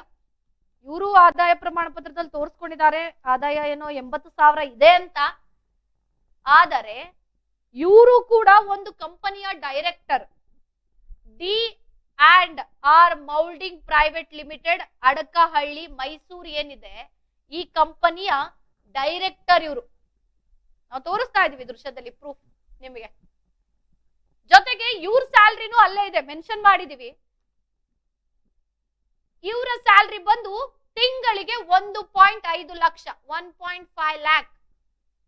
ಅವರ ಗಂಡನದು 2.5 ಲ್ಯಾಕ್ ಆದ್ರೆ ಇವ್ರದ್ದು 1.5 ಲ್ಯಾಕ್. ಟೋಟಲಿ 4 ಲಕ್ಷ ಇವರ ತಿಂಗಳ ಆದಾಯ. ತಿಂಗಳಿಗೆ 4 ಲಕ್ಷ ಆದಾಯ ಪಡ್ಕೊಳ್ತಾ ಇರೋರಿಗೆ ಹೇಗೆ ಆದಾಯ ಜಾತಿ ಪ್ರಮಾಣ ಪತ್ರವನ್ನ 50,000ಕ್ಕೆ ಕೊಟ್ಟಿದ್ದಾರೆ, 50,000 ಅವ್ರು ಮೆನ್ಷನ್ ಮಾಡಿ ಕೊಟ್ಟಿದ್ದಾರೆ ಅಂದ್ರೆ ಇವರು ಡಾಕ್ಯುಮೆಂಟ್ ಅನ್ನ ವೆರಿಫೈ ಮಾಡಿಲ್ವಾ? ಯಾಕೆ ಮಾಡಿಲ್ಲ? ಹೇಗೆ ಆದಾಯ ಪ್ರಮಾಣ ಪತ್ರವನ್ನ ಕೊಟ್ರು? ಇದಕ್ಕೆ ಉತ್ತರ ಕೊಡುವಂತವ್ರು ಯಾರು? ಅಧಿಕಾರಿಗಳು ಎಲ್ಲಿದ್ದಾರೆ? ಕೇಳುವಂತಹ ಪ್ರಶ್ನೆ. ಕೇಳ್ಬೇಕಾ ಬೇಡವಾ? ಯಾಕೆಂದ್ರೆ ನಾನು ಈಗಾಗಲೇ ಆರಂಭದಲ್ಲಿ ಹೇಳ್ದೆ, ಸಾಕ್ಷಿ ಸಮೇತ ನಿಮ್ಮ ಹತ್ರ ಮಾತಾಡ್ತೀವಿ, ದಾಖಲೆಗಳನ್ನ ನಿಮ್ ಮುಂದಿಟ್ಟು ಮಾತಾಡ್ತೀವಿ ಅಂತ, ಜೊತೆಗೆ ಅವ್ರು ಯಾರು ಅನ್ನೋದನ್ನು ನಿಮ್ಗೆ ಹೇಳ್ತೀವಿ ಅಂತ ಫೈನಲಿ ಹೇಳಿದೀವಿ, ನಿಮ್ ಮುಂದೆ ಇಟ್ಟಿದೀವಿ. ಯಾಕೆ ಅಂತ ಅಂದ್ರೆ ಕೈಯಲ್ಲಿ ಡಾಕ್ಯುಮೆಂಟ್ಸ್ ಇದೆ. ಯಾರೇ ಸಾಮಾನ್ಯ ಕಾರ್ಯಕರ್ತರಾದ್ರೂ ಅಥವಾ ಸಾರ್ವಜನಿಕರಾದ್ರೂ ಕೂಡ ಈ ಒಂದು ಆದಾಯ ಪ್ರಮಾಣ ಪತ್ರ ಅವರ ಬಯೋಡೇಟಾವನ್ನ ನೋಡಿದ್ರೆ ಗೊತ್ತಾಗ್ಬಿಡುತ್ತೆ, ಡೇಟ್ ಅನ್ನ ನೋಡಿದ್ರೆ ಗೊತ್ತಾಗ್ಬಿಡುತ್ತೆ. ಅವರು ಅರ್ಜಿ ಅಫಿಡವಿಟ್ ಸಲ್ಲಿಸಿರೋದು 8ನೇ ತಾರೀಕು, ಆದ್ರೆ ಅವ್ರಿಗೆ ಆದಾಯ ಪ್ರಮಾಣ ಪತ್ರ ಸಿಕ್ಕಿರೋದು 6ನೇ ತಾರೀಕು. ಆಮೇಲೆ ಇದನ್ನ ನಾವೆಲ್ಲೆಲ್ಲೂ ತೆಗ್ಸಿಲ್ಲ, ಖುದ್ದು RTI ಕಾರ್ಯಕರ್ತರು ಒಬ್ರು ನಮಗ್ ಕೊಟ್ಟಿರುವಂತ ಡಾಕ್ಯುಮೆಂಟ್ ಇದು ಅಲ್ವಾ? ಜೊತೆಗೆ ಅವರ ಇನ್ಫಾರ್ಮೇಶನ್. ಗಂಡ ಹೆಂಡತಿ ಇಬ್ರು ಕೂಡ ಒಂದು ಕಂಪನಿಯ ಡೈರೆಕ್ಟರ್ಗಳು. ಡ್ಯಾನಿ ತಂಗಸ್ವಾಮಿ ಅವರು ಒಂದು ಕಂಪನಿಯ ಸಿಇಒ. ಅವರ ವರ್ಷದ ಆದಾಯ 2.5 ಲಕ್ಷ. ಅವರು ಏನು ಅವರ ಪತ್ನಿ ಇದ್ದಾರೆ, ಅವರ ಆದಾಯ ತಿಂಗಳಿಗೆ 1.5 ಲಕ್ಷ. ಹಾಗಾದ್ರೆ ಇವರು 50,000 ರೂಪಾಯಿ ನಮ್ಗೆ ಆದಾಯ ಇದೆ ಅಂತ ವಾರ್ಷಿಕ ಆದಾಯವನ್ನ ಮೆನ್ಷನ್ ಮಾಡಿ ಸರ್ಕಾರಕ್ಕೆ ವಂಚನೆಯನ್ನ ಮಾಡಿಕೊಂಡು ಆದಾಯ ಪ್ರಮಾಣ ಪತ್ರ, ಜಾತಿ ಪ್ರಮಾಣ ಪತ್ರವನ್ನ ಪಡ್ಕೊಂಡು ಇವರು ಏನ್ ಮಾಡ್ಲಿಕ್ಕೆ ಹೊರಟಿದ್ದಾರೆ? ಎಷ್ಟು ವಂಚನೆ ಮಾಡಿರ್ಬೋದು ಇವ್ರು ಈ ರೀತಿ? ಈಗ ಒಂದು ಪ್ರಕರಣ ಬೆಳಕಿಗೆ ಬಂದಿರ್ಬೋದು, ಅದನ್ನ ನಾವು ನಿಮ್ ಮುಂದೆ ಇಡ್ತಾ ಇದೀವಿ. ಆದ್ರೆ ಈ ರೀತಿ ಅವರು ಎಷ್ಟು ವಂಚನೆಗಳನ್ನ ಮಾಡಿರ್ಬೋದು, ಎಷ್ಟು ಯಾಮಾರಿಸಿರ್ಬೋದು ಜನಗಳಿಗೆ, ಅಥವಾ ಅಧಿಕಾರಿಗಳಿಗೆ ಅವರು ವಂಚನೆ ಮಾಡಿದಾರಾ, ಇಲ್ಲ ಅಧಿಕಾರಿಗಳಿಗೆ ಗೊತ್ತಿದ್ದು ಮಾಡ್ಕೊಟ್ಟಿದಾರಾ? ಅದನ್ನ ಅಧಿಕಾರಿಗಳೇ ಹೇಳ್ಬೇಕಾಗತ್ತೆ, ನಾವ್ ಅದನ್ನ ಹೇಳಲಿಕ್ಕೆ ಬರೋದಿಲ್ಲ. ಆದರೆ ಆ ದೃಶ್ಯದಲ್ಲಿ ನಾವು ನೋಡ್ತಾ ಇದೀವಿ, ಡೆಲಿವರಿ ಬಾಯ್ ಕೆಲಸ ಮಾಡ್ತಾ ಇರುವಂತಹ 50,000 ರೂಪಾಯಿ ವಾರ್ಷಿಕ ಆದಾಯವನ್ನ ಪಡೆದಿರುವಂತ ದಂಪತಿ ಆ ರೀತಿಯಾಗಿರೋದಕ್ಕೆ ಸಾಧ್ಯನಾ? ಯೋಚನೆ ಮಾಡ್ಬೇಕಾಗತ್ತೆ ನಾವು ಸಾರ್ವಜನಿಕರಾಗಿ. ಈಗಾಗ್ಲೇ ನಾನು ಮತ್ತೊಮ್ಮೆ ಹೇಳ್ತಾ ಇದ್ದೀನಿ, ಏನು ಅವರು ಆದಾಯ ಪ್ರಮಾಣ ಪತ್ರವನ್ನ ಪಡ್ಕೊಂಡಿದ್ದಾರೆ, ಜೊತೆಗೆ ಅವ್ರು ಏನು ಅಫಿಡವಿಟ್ ನ ಸಲ್ಲಿಕೆ ಮಾಡಿದ್ದಾರೆ, ತಹಶೀಲ್ದಾರ್ ಮುಖಾಂತರ ಬಂದಿದೆ ಇದು. ತಹಶೀಲ್ದಾರ್ ನಾನು ಈಗಾಗ್ಲೇ ಹೇಳ್ದೆ, BK ಶ್ರೀನಿವಾಸ್, ತಹಶೀಲ್ದಾರ್ ಮೈಸೂರು ತಾಲೂಕ್, ಮೈಸೂರು ಡಿಸ್ಟಿಕ್ ಆದಾಯ ಪ್ರಮಾಣ ಪತ್ರದಲ್ಲಿ ಇರುವಂತದ್ದು. ಹೇಗೆ ಸಾಧ್ಯ? ನಾವು ಯಾಕೆ ಇಷ್ಟು ಈಸಿಯಾಗಿ ಪಡ್ಕೋಬಾರ್ದು ಅಂತ ನಮ್ಗೆ ಅನ್ಸುತ್ತೆ ಯಾರಿಗಾದ್ರೂ. ಸ್ಟಾರ್ಟ್ ಆದಾಗ್ಲಿಂದನೂ ನಾನು ಹೇಳ್ತಾ ಇರುವಂತದ್ದು ಒಂದೇ ವಿಚಾರ, ನಕಲಿ ಆದಾಯ ಪ್ರಮಾಣ ಪತ್ರಗಳನ್ನ ಬಳಸ್ಕೊಂಡು ಇತ್ತೀಚಿನ ದಿನಗಳಲ್ಲಿ ಮೈಸೂರಿನಲ್ಲಿ ನಕಲಿ ದಾಖಲೆಗಳ ಹಾವಳಿ ಹೆಚ್ಚಾಗ್ತಾ ಇದೆ. ಈ ಒಂದು ಪ್ರಕರಣಕ್ಕೆ ಅಂತಲ್ಲ, ಎಲ್ಲಾ ಪ್ರಕರಣದಲ್ಲೂ ಕೂಡ ಈ ನಕಲಿ ದಾಖಲೆಗಳನ್ನ ಸೃಷ್ಟಿ ಮಾಡುವಂತದ್ದು, ಅದರಿಂದ ಅವ್ರಿಗೆ ಬೇಕಾದಂತ ಕೆಲಸಗಳನ್ನ ಮಾಡ್ಕೊಳ್ಳುವಂತದ್ದು, ಅದ್ರ ಜೊತೆಗೆ ಲಂಚ ಪಡೆಯೋದು ಎಷ್ಟು ಅಪರಾಧನೋ ಲಂಚ ಕೊಡೋದು ಕೂಡ ಅಷ್ಟೇ ಅಪರಾಧ. ದುಡ್ಡನ್ನ ಕೊಟ್ಟು ದಾಖಲಾತಿಗಳನ್ನ ಪಡ್ಕೊಳ್ಳುವಂತದ್ದು. ಇದಕ್ಕೆ ಸಂಬಂಧಪಟ್ಟಂತೆ ಯಾಕೆ ಇನ್ನು ಕ್ರಮ ಆಗ್ತಾ ಇಲ್ಲ? ಯಾಕೆ ಸರ್ಕಾರ ಕ್ರಮ ಕೈಗೊಳ್ತಾ ಇಲ್ಲ? ಯಾಕೆ ಜಿಲ್ಲಾಧಿಕಾರಿಗಳ ಕ್ರಮಗಳನ್ನ ಕೈಗೊಳ್ತಾ ಇಲ್ಲ? ಯಾಕೆ ಸೈಲೆಂಟ್ ಆಗ್ಬಿಟ್ಟಿದಾರ? ಕಣ್ಣಿದ್ದು ಸೈಲೆಂಟ್ ಆಗಿದಾರ? ಅವರಿಗೆ ಇದು ಅಯ್ಯೋ ಈ ರೀತಿ 10 ಪ್ರಕರಣಗಳು ಕೇಳ್ತಾ ಇರ್ತೀವಪ್ಪ, ಎಲ್ಲಾ ಪ್ರಕರಣಕ್ಕೂ ನಾವು ತಲೆ ಕೆಡಿಸ್ಕೊಳಕ್ಕಾಗತ್ತಾ, ಅಥವಾ ಎಲ್ಲಾ ಪ್ರಕರಣಕ್ಕೂ ನಾವು ಶಿಕ್ಷೆ ಕೊಡಕ್ಕಾಗತ್ತಾ ಅಂತ ಬೇಜವಾಬ್ದಾರಿತನದಲ್ಲಿ ಏನಾದ್ರೂ ಇದ್ದಾರಾ? ಇದು ಸಾರ್ವಜನಿಕರಿಗೆ ಆಗ್ತಿರುವಂತಹ ವಂಚನೆ, ಇದು ಸಾರ್ವಜನಿಕರಿಗೆ ಆಗ್ತಿರುವಂತಹ ತೊಂದರೆ.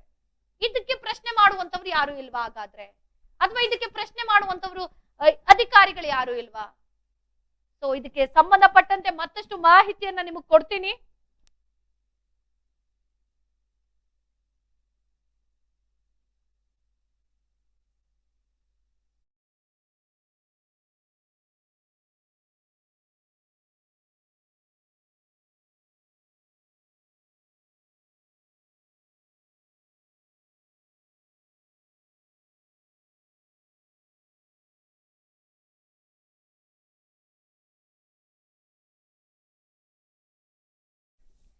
ಇನ್ನು ಇದಕ್ಕೆ ಸಂಬಂಧಪಟ್ಟಂತೆ ಇವತ್ತಿನ ನಮ್ಮ ಕಾರ್ಯಕ್ರಮ ಹಿರಿಯ ವಕೀಲರಾದಂತಹ ಮಹೇಶ್ ಸರ್ ಇದ್ದಾರೆ. ಸರ್ ನಮಸ್ತೆ. ಗಮನಕ್ಕೆ ಬಂದಿರುತ್ತೆ, ಗೊತ್ತಿರುತ್ತೆ. ನಮ್ಮ ಮೈಸೂರಿನಲ್ಲಿ ಒಂದು ಪ್ರಕರಣ ಬೆಳಕಿಗೆ ಬಂದಿದೆ. ನಕಲಿ ದಾಖಲೆಗಳನ್ನ ಸೃಷ್ಟಿ ಮಾಡ್ಕೊಂಡು ನಮಗ್ ಗೊತ್ತಿರುತ್ತೆ ಸಹಜವಾಗಿ ಅಫಿಡವಿಟ್ ಕೊಟ್ಟ ಮೇಲೆ ನಾವು ಆದಾಯ ಪ್ರಮಾಣ ಪತ್ರವನ್ನ ಪಡ್ಕೋಬಹುದು ಸರ್. ಆದ್ರೆ ಇಲ್ಲಿ ಹೆಂಗೆ ಆಗಿದೆ ಅಂದ್ರೆ ಫಸ್ಟೇ ಆದಾಯ ಪ್ರಮಾಣ ಪತ್ರ ಬಂದಿದೆ, ಆಮೇಲೆ ಅಫಿಡವಿಟ್ ನ ಸಲ್ಲಿಕೆ ಮಾಡಿದ್ದಾರೆ. ಏನ್ ಹೇಳ್ತೀರಾ ಇಂತ ಪ್ರಕರಣ ಬಗ್ಗೆ? ಕಾನೂನು ಪ್ರಕಾರ ತಪ್ಪಾಗುತ್ತೆ ಮೇಡಮ್. ಸೆಕ್ಷನ್ 420 ಪ್ರಕಾರ ಅಪರಾಧ, ತಿದ್ದುಪಡಿ ಆಗಿರೋದು, ದಾಖಲೆ ತಿದ್ದುಪಡಿ. ಅದಕ್ಕೆ 7 ವರ್ಷ ಇಂಪ್ರಿಸನ್ಮೆಂಟ್ ಪ್ಲಸ್ ಫೈನ್ ಇಂಪ್ರಿಸನ್ಮೆಂಟ್ ಇದೆ. ಆಮೇಲೆ 471 ಪ್ರಕರಣ ಅಪರಾಧ ಆಗುತ್ತೆ, ತಿದ್ದುಪಡಿ ಮಾಡೋದು ದಾಖಲೆನ ಅನಗತ್ಯವಾಗಿ ಸರ್ಕಾರಿ ದಾಖಲೆ ತಿದ್ದುಪಡಿ ಮಾಡೋದು with a bad intention and motive. ಅದಕ್ಕೂ ಇಂಪ್ರಿಸನ್ಮೆಂಟ್ 7 years ಇಂಪ್ರಿಸನ್ಮೆಂಟ್ ಫೈನ್. 468 ಪ್ರಕಾರನು ಅನಗತ್ಯವಾಗಿ ಮೋಸ ಮಾಡುವ ಉದ್ದೇಶದಿಂದ ಅಥವಾ ಮೋಸ ಮಾಡಿ ಏನಾದ್ರೂ ಇದು ಅನುಕೂಲ ಪಡ್ಕೊಳ್ಳೋದು, ಅದು 468 ಪ್ರಕಾರ ಅಫೆನ್ಸ್ ಆಗುತ್ತೆ. ಅದಕ್ಕೂ ಪನಿಷ್ಮೆಂಟ್ ಇದೆ. ಈಗ ಮೈಸೂರಿನಲ್ಲಿ ಈ ರೀತಿ ಪ್ರಕರಣಗಳು ಅಂದ್ರೆ ಈಗ ನಕಲಿ ದಾಖಲೆಗಳನ್ನ ಸೃಷ್ಟಿ ಮಾಡಿರೋ ಬಹಳಷ್ಟು ಪ್ರಕರಣಗಳನ್ನ ನಾವು ಕೇಳ್ತಾ ಇರ್ತೀವಿ. ಆದ್ರೆ ಪರ್ಟಿಕ್ಯುಲರ್ ಆಗಿ ಆದಾಯ ಪ್ರಮಾಣ ಪತ್ರ ಮತ್ತು ಜಾತಿ ಪ್ರಮಾಣ ಪತ್ರಕ್ಕೆ ಸಂಬಂಧಪಟ್ಟಂತೆ ಎಷ್ಟು ಕೇಸ್ಗಳನ್ನ ನೀವು ನೋಡಿರ್ತೀರಾ ಅಂತ? ಅವರು ಯಾವ್ದು ನಿಮ್ಮ ಮೀಡಿಯಾದವರಾಗ್ಲಿ ಪೇಪರ್ ಅವರಾಗ್ಲಿ ಏನ್ ತಂದು ಹಾಕ್ತಾರೆ, ಇದು ಬೆಳಕಿಗೆ ತರ್ತಾರೆ, ಅವು ಮಾತ್ರ ಬರ್ತವೆ. ಯಾಕಂದ್ರೆ ಇದೆಲ್ಲ ಮಧ್ಯವರ್ತಿಗಳ ಹಾವಳಿ ಮೇಡಮ್ ಜಾಸ್ತಿ ನಡೀತಾ ಇರೋದು. ಸರ್ಕಾರಿ ಕಚೇರಿಗಳು ನಡೀತಾ ಇರೋದೇ ಮಧ್ಯವರ್ತಿಗಳ ಹಾವಳಿ. ಈಗ ಒಬ್ಬ ಸಾಮಾನ್ಯ ಬಡ ಜನಗಳು ಅಥವಾ ಸಾಮಾನ್ಯ ಜನಗಳು ಹೋದ್ರೆ ಕೆಲಸ ಮಾಡ್ಕೊಡಕ್ಕಿಲ್ಲ ಅವರು, ಅವರಿಗೆಲ್ಲ ಮಧ್ಯವರ್ತಿಗಳ ಮುಖಾಂತರನೇ ಆಗ್ಬೇಕು. ಈಗ ಸಾಮಾನ್ಯ ಜನಗಳು ಏನ್ ಮಾಡ್ತಾರೆ, ಅವರಿಗೆ ಅರ್ಜೆಂಟ್ ಇರ್ತದೆ, ಏನೋ ತಾಪತ್ರಗಳಿರ್ತವೆ, ಅರ್ಜೆಂಟ್ ಕೆಲಸ ಆದ್ರೆ ಸಾಕು, 2,000-3,000 ರೂಪಾಯಿ ಖರ್ಚಾಗ್ಬಿಡ್ಲಿ. ಇಲ್ಲ ಅಂದ್ರೆ ವಾರಗಟ್ಲೆ ಅವರು ಅವ್ರ ಕೆಲಸಗಳನ್ನ ಬಿಟ್ಕೊಂಡು ಸರ್ಕಾರಿ ಕಚೇರಿಗಳಿಗೆ ಅಲಿಯಕ್ ಆಗೋದಿಲ್ಲ. ಅಲ್ಲಿ ಹೋದ್ರೂ ಸರ್ಕಾರಿ ಕಚೇರಿಯಲ್ಲಿ ನಿಮ್ಗೆ ಬೇಗ ಕನ್ಸರ್ನ್ ಆಫೀಸರ್ಸ್ಗಳು ಸಿಗಲ್ಲ. ಆವಾಗ ಬನ್ನಿ, ಇವಾಗ ಬನ್ನಿ, ಹೊರಗಡೆ ಹೋಗಿದ್ದಾರೆ, ಅಲ್ಲಿ ಡ್ಯೂಟಿಗೆ ಹೋಗಿದ್ದಾರೆ, ಇಲ್ಲಿ ಡ್ಯೂಟಿಗೆ ಹೋಗಿದ್ದಾರೆ, ಅಫಿಷಿಯಲ್ ಡ್ಯೂಟಿಗೆ ಹೋಗಿದ್ದಾರೆ, DC ಆಫೀಸ್ಗೆ ಹೋಗಿದ್ದಾರೆ, AC ಆಫೀಸ್ಗೆ ಹೋಗಿದ್ದಾರೆ. ಇದನ್ನೇ ಹೇಳ್ತಾರೆ ಹೊರತು ನಿಮಗೆ ಕೆಲಸ ಮಾಡ್ಕೊಡಲ್ಲ. ಸೊ ಆವಾಗ ಮಧ್ಯವರ್ತಿಗಳಿಗೆ ಹೋದ್ರೆ ಅವ್ರಿಗೆ ಕಾಂಟ್ಯಾಕ್ಟ್ಸ್ ಇರ್ತದೆ, ಅವ್ರ ಕಡೆಯಿಂದ ಕೆಲಸ ಆಗುತ್ತೆ. ಸೊ ಆದ್ರಿಂದ ಈ ತರ ವಿಚಾರಗಳು ಬೆಳಕಿಗೆ ಬರೋದು ಬಾರಿ ಕಡಿಮೆ. ಈಗ ನೀವು ಹೇಳಿದ್ರಿ, ಈಗ ಕೆಲವರಿಗೆ ಸಾರ್ವಜನಿಕರಿಗೆ ದಿನನಿತ್ಯ ಅಲ್ದಾಡ್ಬೇಕು, ಇದೆಲ್ಲ ಕಷ್ಟ ಆಗುತ್ತೆ. ಇದು ಒಂದ್ ಕಡೆ ಆದ್ರೆ ಇವತ್ತಿನ ನಮ್ಮ ಪ್ರಕರಣದ ಬಗ್ಗೆ ನಾನು ನಿಮ್ಗೆ ಸಿಂಪಲ್ ಆಗಿ ಹೇಳ್ಬಿಡ್ತೀನಿ. ಮೈಸೂರಿನ ಓರ್ವ ದಂಪತಿ ಒಂದು ಕಂಪನಿ CEO, ಒಂದು ಕಂಪನಿ ಡೈರೆಕ್ಟರ್ ಗಳಿಬ್ರು ಕೂಡ ಅವರು ಆದಾಯ ಪ್ರಮಾಣ ಪತ್ರದಲ್ಲಿ ಅಂದ್ರೆ ಅಫಿಡವಿಟ್ ನಲ್ಲಿ ಸಲ್ಲಿಸಿರುವಂತದ್ದು ನಮ್ಮ ವಾರ್ಷಿಕ ಆದಾಯ 50,000 ರೂಪಾಯಿಗೆ ಮೀರೋದಿಲ್ಲ ಅಂತ. ಆದ್ರೆ ಗಂಡನ ತಿಂಗಳ ಆದಾಯ 2.5 ಲಕ್ಷ, ಹೆಂಡತಿಗೆ ತಿಂಗಳ ಆದಾಯ 1.5 ಲಕ್ಷ. ಸರ್ಕಾರದಿಂದ ಒಂದಷ್ಟು ಸೌಲಭ್ಯಗಳನ್ನ ನಾವು ಪಡ್ಕೋಬೇಕು ಅಂತ ಈ ರೀತಿ ನಕಲಿ ಆದಾಯಗಳನ್ನ ಸೃಷ್ಟಿ ಪ್ರಮಾಣ ಪತ್ರವನ್ನ ಪಡ್ಕೊಂಡಿರುವಂತದ್ದು ಇಲ್ಲಿನ ಪ್ರಕರಣ ಬೆಳಕಿಗೆ ಬಂದಿದೆ. ಸುಳ್ಳು ಆದಾಯ ಪತ್ರ ಪಡ್ಕೊಂಡಿದ್ದಾರೆ. ಅದನ್ನ ತಹಶೀಲ್ದಾರ್ ಮುಖಾಂತರ ಕೂಡ ಪಡ್ಕೊಂಡಿದ್ದಾರೆ ಆಲ್ರೆಡಿ. ಈಗಾಗ್ಲೇ ಹೇಳ್ದೆ ನಿಮ್ಗೆ 2 ದಿನಕ್ಕೆ ಮುಂಚೆನೆ ಆದಾಯ ಪ್ರಮಾಣ ಪತ್ರ ಕೊಟ್ಬಿಟ್ಟಿದ್ದಾರೆ, ಸಲ್ಲಿಕೆ ಆಗಿದೆ ಅಂತ. ಸರ್ಕಾರಕ್ಕೆ ವಂಚನೆ ಮಾಡಿ ಅವ್ರ ಆದಾಯ ಇರೋದೇ ಬೇರೆ, ಅವ್ರು ತೋರಿಸಿರುವಂತದ್ದೇ ಬೇರೆ. ಅವ್ರ ಅಫಿಡವಿಟ್ ಕೊಟ್ಟಿರೋದು ಸಹ ಸುಳ್ಳು ಅಫಿಡವಿಟ್ ಆಗುತ್ತೆ, ಪ್ರಮಾಣ ಪತ್ರ ಆಗುತ್ತೆ, ಅದಕ್ಕೂ ಶಿಕ್ಷೆ ಆಗುತ್ತೆ. ಸಂಬಂಧಪಟ್ಟ ಪೊಲೀಸ್ ಸ್ಟೇಷನ್ ಅಲ್ಲಿ ಕಂಪ್ಲೇಂಟ್ ಮಾಡಿದ್ರೆ ಸಂಬಂಧಪಟ್ಟ ಪೊಲೀಸ್ ಸ್ಟೇಷನ್ಗೂ ಕಂಪ್ಲೇಂಟ್ ಮಾಡಿ ಆಮೇಲೆ ಯಾರು ಕೊಟ್ಟಿದ್ದಾರೆ ಅವ್ರ ಮೇಲೆ ನಮ್ಮ ಜಿಲ್ಲಾಧಿಕಾರಿಗಳು ಮತ್ತೆ AC ಅವ್ರಿಗೂ ಕಂಪ್ಲೇಂಟ್ ಮಾಡ್ಬೋದು. ಅವ್ರಿಗೂ ಕಂಪ್ಲೇಂಟ್ ಮಾಡಿದ್ರೆ ಅವ್ರು ಏನು ಕಾನೂನು ಪ್ರಕಾರ ಕ್ರಮ ತಗೋಬೇಕು, ಅವ್ರ ಮೇಲೆ ಕ್ರಮ ತಗೊಳ್ತಾರೆ. ಜೊತೆ ಕ್ರಿಮಿನಲ್ ಕೇಸ್ಗಳು ಆಗುತ್ತೆ ಅವ್ರ ಮೇಲೆ. ಜೊತೆಗೆ ಸರ್ ಅವರಲ್ಲಿ ಮೆನ್ಷನ್ ಮಾಡಿದ್ದಾರೆ, ನನ್ನ ಪತಿ ಕೊರಿಯರ್ ಬಾಯ್ ಆಗಿ ಕೆಲಸ ಮಾಡ್ತಿದ್ದಾರೆ, ನಮ್ಗೆ ಬೇರೆ ಆದಾಯದ ಮೂಲಗಳಿಲ್ಲ, ನಮ್ಗೆ ಸರ್ಕಾರದ ಸೌಲಭ್ಯಗಳು ಬೇಕು ಅಂತ. ಆದ್ರೆ ಇನ್ನೊಂದು ಕಡೆ ನೋಡಿದ್ರೆ ಅವರು ಒಂದು ಕಂಪನಿ CEO, ಒಂದು ಕಂಪನಿ ಡೈರೆಕ್ಟರ್ಗಳು ಇದನ್ನ ಪರಿಶೀಲನೆ ಮಾಡೋದೇ ಇಲ್ವಾ ತಾಲೂಕು ಆಫೀಸ್? ಸರಿ ಇಲ್ಲ, ತಾಲೂಕು ಆಫೀಸಲ್ಲಿ ಆಕ್ಚುಲಿ ಕಾನೂನು ಇರೋದೇನು ಅಂದ್ರೆ ನೀವು ಆ ಜಾತಿ ಪ್ರಮಾಣ ಪತ್ರ ಅಥವಾ ಆದಾಯ ಪ್ರಮಾಣ ಪತ್ರ ಕೊಟ್ಟಾಗ ಕನ್ಸರ್ನ್ VA ಬಂದು ವೆರಿಫಿಕೇಶನ್ ಮಾಡ್ಬೇಕು, ವೆರಿಫಿಕೇಶನ್ ಮಾಡಿ ರಿಪೋರ್ಟ್ ಕೊಡ್ಬೇಕು. ಅದಾದ್ಮೇಲೆ ಇದು ಕೊಡ್ತಾರೆ, ಪ್ರಮಾಣ ಪತ್ರ, ಜಾತಿ ಪ್ರಮಾಣ ಪತ್ರ ಆಗ್ಲಿ, ಆದಾಯ ಪ್ರಮಾಣ ಪತ್ರ ಆಗ್ಲಿ. ಆದ್ರೆ ಇಲ್ಲಿ ಎಲ್ಲಾ ಕೇಸ್ಗಳಲ್ಲೂ ಅವ್ರು ಯಾರು ಬರೋದೇ ಇಲ್ಲ. ಈ ಮೇನ್ ಪ್ರಮಾಣ ಪತ್ರ ಈ ಮಧ್ಯವರ್ತಿಗಳು ರೆಡಿ ಮಾಡಿ ಕೊಡ್ತಾರೆ, ಅದ್ರ ಮೇಲೆನೆ ಇಶ್ಯೂ ಮಾಡ್ಬಿಡ್ತಾರೆ, ಅಲ್ಲೇ ಆಫೀಸಲ್ಲೇ ಕೂತ್ಕೊಂಡು ಮಾಡೋದು. ಅವರು ಯಾವ್ದೇ ಕಾರಣಕ್ಕೂ ಬರಲ್ಲ. ಇಲ್ಲ ಬಡವರು ಪಾಪದವರು ಹೋದ್ರೆ ಬರ್ತೀವಿ ಅಂತ ಅವ್ರ ಆಟ ಆಡಿಸ್ತಾರೆ ತಿಂಗಳಗಟ್ಲೆ ಅಷ್ಟೇನೆ. ಈಗ ಜೊತೆಗೆ ಸರ್ ಕೊನೆಯದಾಗಿ ಇದಕ್ಕೆ ಸಂಬಂಧಪಟ್ಟಂತೆ ನೀವು ಹೇಳಿದ್ರಿ ಏನೆಲ್ಲ ಶಿಕ್ಷೆಗಳಾಗುತ್ತೆ ಅಂತ. ಮತ್ತೊಮ್ಮೆ ಏನೆಲ್ಲ ಸೆಕ್ಷನ್ಗಳು ಇವ್ರ ಮೇಲೆ ಬೀಳ್ಬಹುದು, ಏನೆಲ್ಲ ಶಿಕ್ಷೆಗಳಾಗುತ್ತೆ, ಏನೆಲ್ಲ ದಂಡಗಳು ಇವ್ರ ಮೇಲೆ ವಿಧಿಸಬಹುದು ಅಂತ? ಇವರಿಗೆ 420 ಪ್ರಕಾರ ಚೀಟಿಂಗ್ ಅಂತ ಬರುತ್ತೆ. IPC 420 ಪ್ರಕಾರ ಗರಿಷ್ಠ 7 ವರ್ಷಗಳ ಶಿಕ್ಷೆ ಇದೆ. ಹ್ಮ್ 2000ದಿಂದ 3000 ಫೈನ್ ಹಾಕ್ಬೋದು. 468 ಪ್ರಕಾರ 7 ವರ್ಷ ಶಿಕ್ಷೆ ಇದೆ, ಹ್ಮ್ ಅದಕ್ಕೂ ಫೈನ್ ಹಾಕ್ಬೋದು. 471 ಪ್ರಕಾರ ಶಿಕ್ಷೆ ಆಗುತ್ತೆ. ಹ್ಮ್ 3 ಸೆಕ್ಷನ್ಗಳು ಅಪ್ಲೈ ಆಗುತ್ತೆ ಇವರಿಗೆ ಈ ಕೇಸ್ಗೆ. ಓಕೆ.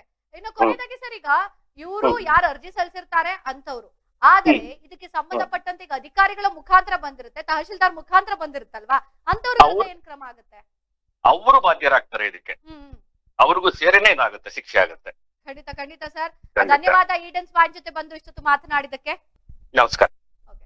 ಇನ್ನು ಇದಕ್ಕೆ ಸಂಬಂಧಪಟ್ಟಂತೆ ಹಿರಿಯ ವಕೀಲರಾದಂತಹ ಮಹೇಶ್ ಅವರು ಕೂಡ ಇದಕ್ಕೆ ಸಂಬಂಧಪಟ್ಟಂತೆ ಬಹಳಷ್ಟು ವಿಚಾರಗಳನ್ನ ಹೇಳಿದ್ರು. ಜೊತೆಗೆ ಯಾವ್ಯಾವ ಸೆಕ್ಷನ್ ಗಳು ಬೀಳುತ್ತೆ, ಆ ಸೆಕ್ಷನ್ ಗಳಿಂದ ಏನೆಲ್ಲ ತೊಂದರೆ, ಅಂದ್ರೆ ಏನೆಲ್ಲ ದಂಡ ವಿಧಿಸಬಹುದು, ಜೊತೆಗೆ ಶಿಕ್ಷೆ ವಿಧಿಸಬಹುದು, ಇದಕ್ಕೆ ಸಂಬಂಧಪಟ್ಟಂತೆ ಅವರು ಕೂಡ ಮಾಹಿತಿಯನ್ನ ನೀಡಿದ್ರು. ಈಗ ಮತ್ತೊಂದು ಬ್ರೇಕಿಂಗ್ ನ್ಯೂಸ್ ಕೂಡ ಅಪ್ಡೇಟ್ ಆಗ್ತಾ ಇದೆ.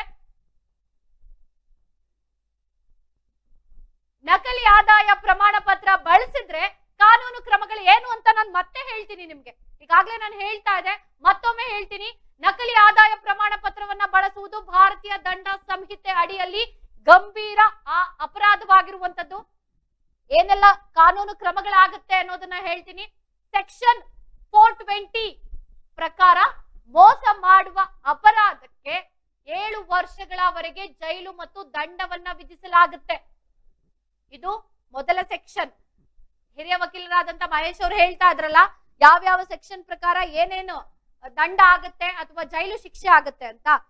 ಸೆಕೆಂಡ್ ಒನ್, ಸೆಕ್ಷನ್ 468 ಪ್ರಕಾರ ಮೋಸದ ಉದ್ದೇಶಕ್ಕಾಗಿ ನಕಲಿ ದಾಖಲೆ ತಯಾರಿಸುವ ಅಪರಾಧಕ್ಕೆ 7 ವರ್ಷದವರೆಗೆ ಜೈಲು ಶಿಕ್ಷೆ ಆಗುತ್ತೆ, ಜೊತೆಗೆ ದಂಡವನ್ನ ವಿಧಿಸಲಾಗುತ್ತೆ. ಅವ್ರು ಹೇಳಿದ್ರು 2ರಿಂದ 3 ಸಾವಿರ ದಂಡ ಹಾಕಬಹುದು ಅಂತ, ಆದ್ರೆ 7 ವರ್ಷಗಳ ಕಾಲ ಜೈಲು ಶಿಕ್ಷೆ ಫಿಕ್ಸ್. ಏನು, ಸೆಕ್ಷನ್ 471 ಪ್ರಕಾರ ನಕಲಿ ದಾಖಲೆ ಬಳಸಿದ್ರೆ ನಕಲಿ ತಯಾರಿಸಿದಂತಲೇ ಶಿಕ್ಷೆಯನ್ನ ಕೂಡ ವಿಧಿಸಲಾಗುತ್ತೆ. ಇದು 3ನೇ ಸೆಕ್ಷನ್. ಒಂದು ಸೆಕ್ಷನ್ 420, ಮತ್ತೊಂದು 468, ಮತ್ತೊಂದು 471. ಈ 3 ಸೆಕ್ಷನ್ಗಳು ನಕಲಿ ಆದಾಯ ಪ್ರಮಾಣ ಪತ್ರವನ್ನ ಬಳಸಿದ್ರೆ ಎದುರಾಗುವಂತಹ ಕಾನೂನು ಕ್ರಮಗಳು. ಇದನ್ನ ಜನರು ಮನದಲ್ಲಿಟ್ಕೊಳ್ಬೇಕು.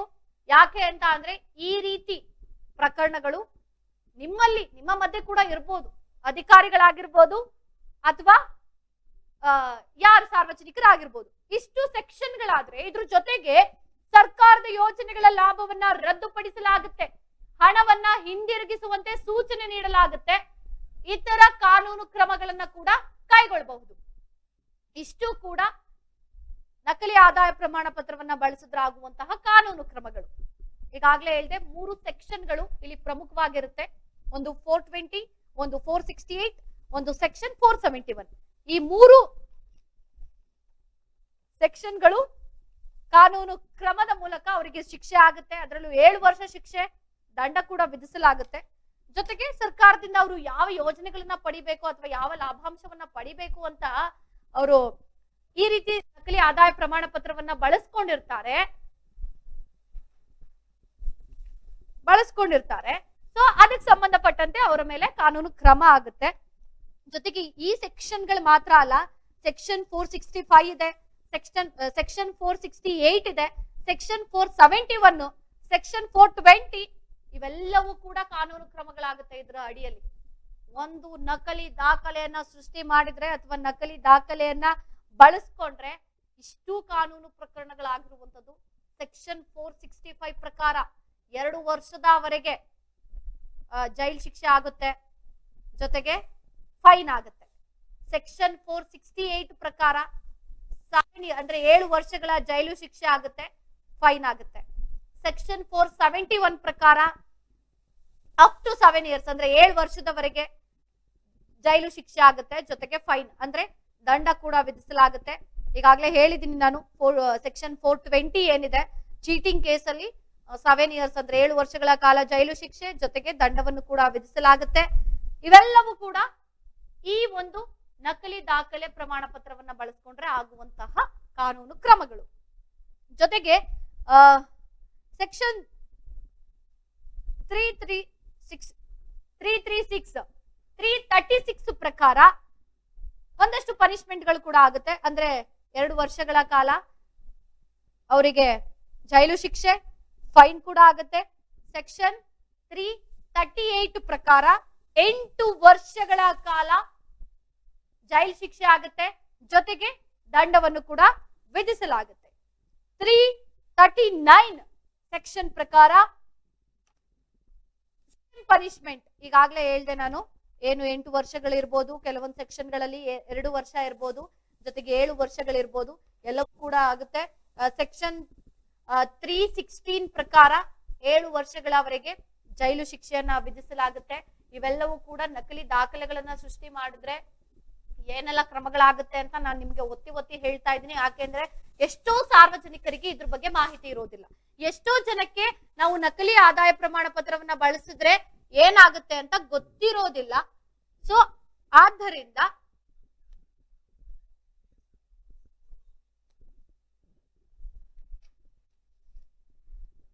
ಏನು ಕ್ರಮಗಳಾಗುತ್ತೆ ಅನ್ನೋದನ್ನ ನಾನು ನಿಮ್ಮ ಮುಂದೆ ಹೇಳ್ತಾ ಇರುವಂತದ್ದು. ಒಟ್ಟಿನಲ್ಲಿ ನಮ್ಮ ಉದ್ದೇಶ ಅಥವಾ ನಾವು ಈ ಸುದ್ದಿಯನ್ನ ಇವತ್ತು ಈ ಪ್ರಕರಣವನ್ನ ನಿಮ್ಮ ಮುಂದೆ ಇಟ್ಟಂತ ಉದ್ದೇಶ ಒಂದೇ ಉದ್ದೇಶ.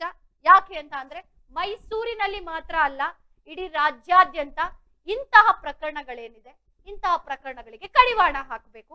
ಇಂತಹ ಪ್ರಕರಣಗಳ ವಿರುದ್ಧ ಕಾನೂನು ಕ್ರಮ ಆಗಬೇಕು. ಅದರಲ್ಲೂ ಸುಮೋಟೋ ಕೇಸನ್ನೇ ದಾಖಲು ಮಾಡಬೇಕು ಅಂತ ನಾನು ಒತ್ತಾಯ ಮಾಡ್ತೀನಿ. ಯಾಕೆ ಅಂತ ಅಂದ್ರೆ ಇಂತಹ ಪ್ರಕರಣಗಳು ದಿನದಿಂದ ದಿನಕ್ಕೆ ಹೆಚ್ಚಾಗ್ತಾ ಇದೆ. ಇಂತಹ ಪ್ರಕರಣಗಳಿಂದ ಎಷ್ಟೋ ಜನರು ವಂಚಿತರಾಗ್ತಿದ್ದಾರೆ. ಇಂತಹ ಪ್ರಕರಣಗಳಿಂದ ಎಷ್ಟೋ ಜನರಿಗೆ ಸರ್ಕಾರಿ ಸೌಲಭ್ಯಗಳು ಸಿಗದೆ ಇರಬಹುದು. ಸೊ ಆದ್ದರಿಂದ ಇದಕ್ಕೆ ಸಂಬಂಧಪಟ್ಟ ಅಧಿಕಾರಿಗಳಾಗಿರ್ಬೋದು, ಸರ್ಕಾರ ಆಗಿರ್ಬೋದು, ಇದನ್ನ ಮನವರಿಕೆ ಮಾಡಿಕೊಂಡು ಗಮನದಲ್ಲಿಟ್ಕೊಂಡು, ಇಲ್ಲಿ ಸಾರ್ವಜನಿಕರು ತಪ್ಪಿರುತ್ತಾ ಅಧಿಕಾರಿಗಳು ತಪ್ಪಿರುತ್ತಾ ಗೊತ್ತಿಲ್ಲ, ಅದನ್ನ ಗಮನ ಹರಿಸಿ ಅದರ ವಿರುದ್ಧ ಒಂದು ಕಾನೂನು ಕ್ರಮಕ್ಕೆ ಮುಂದಾಗಬೇಕು. ಸುಮೋಟೋ ಕೇಸನ್ನ ದಾಖಲು ಮಾಡಿ ಅವರ ವಿರುದ್ಧ ಕಾನೂನು ಕ್ರಮವನ್ನ ಕೈಗೊಳ್ಳಬೇಕು ಅಂತ ಈಡೆನ್ಸ್ ವಾಹಿನಿ ಮೂಲಕ ಕೂಡ ನಾವು ಒತ್ತಾಯವನ್ನ ಮಾಡ್ತೀವಿ. ಒಟ್ಟಿನಲ್ಲಿ ನಮ್ಮ ಮೈಸೂರಿನಲ್ಲಿ ಕಂಡು ಬಂದಿರುವಂತ ಈ ಪ್ರಕರಣ ಏನಿದೆ ಇದು ಬಹಳಷ್ಟು ಸಂಚಲನವನ್ನ ಮೂಡಿಸಿದ, ಬಹಳಷ್ಟು ಚರ್ಚೆ ಆಗ್ತಾ ಇದೆ. ಯಾಕೆ ಅಂತ ಅಂದ್ರೆ 50,000 ಆದಾಯವನ್ನ ತೋರಿಸಿ ಒಂದು ಕಂಪನಿ ಸಿಇಒ ಅಥವಾ ಒಂದು ಕಂಪನಿಯ ಡೈರೆಕ್ಟರ್ ಗಳೇನಿದ್ದಾರೆ ಆದಾಯ ಪ್ರಮಾಣ ಪತ್ರ, ಜಾತಿ ಪ್ರಮಾಣ ಪತ್ರವನ್ನ ಪಡ್ಕೊಂಡಿರುವಂತದ್ದು ಎಷ್ಟರ ಮಟ್ಟಿಗೆ ಕಾನೂನು ಬಾಹಿರ, ಜೊತೆಗೆ ಅಂತವರ ವಿರುದ್ಧ ಏನು ಕ್ರಮಗಳಾಗುತ್ತೆ, ಯಾವೆಲ್ಲ ಸೆಕ್ಷನ್ಗಳು ಜಾರಿ ಮಾಡಬಹುದು, ಏನೆಲ್ಲ ದಂಡವನ್ನ ವಿಧಿಸಬಹುದು, ಕಂಪ್ಲೀಟ್ ಮಾಹಿತಿಯನ್ನ ಇವತ್ತು ನಾವು ನಿಮ್ಮ ಮುಂದೆ ಇಟ್ಟಿದ್ದೀವಿ. ಇನ್ನೇನಿದ್ರು ಸರ್ಕಾರದ ಕೆಲಸ, ಜಿಲ್ಲಾಧಿಕಾರಿಗಳ ಕೆಲಸ, ಕಾನೂನಿನ ಕ್ರಮ ಆಗಬೇಕು. ಇದನ್ನ ಹೇಳ್ತಾ ಏನು ಇವತ್ತಿನ ಈ ಒಂದು ಪ್ರಕರಣವನ್ನ ನಿಮ್ಮ ಮುಂದೆ ಇಟ್ಟು ಇಂತಹ ಪ್ರಕರಣಗಳನ್ನ ನಾವು ನಿಮ್ಮ ಮುಂದೆ ಇಡುವಂತ ಕೆಲಸವನ್ನ ಮಾಡ್ತೀವಿ. ನೋಡ್ತಾ ಇರಿ ಈಡೆನ್ಸ್ ನ್ಯೂಸ್, ನಿಮ್ಮೊಂದಿಗೆ ನಾವಿದ್ದೇವೆ.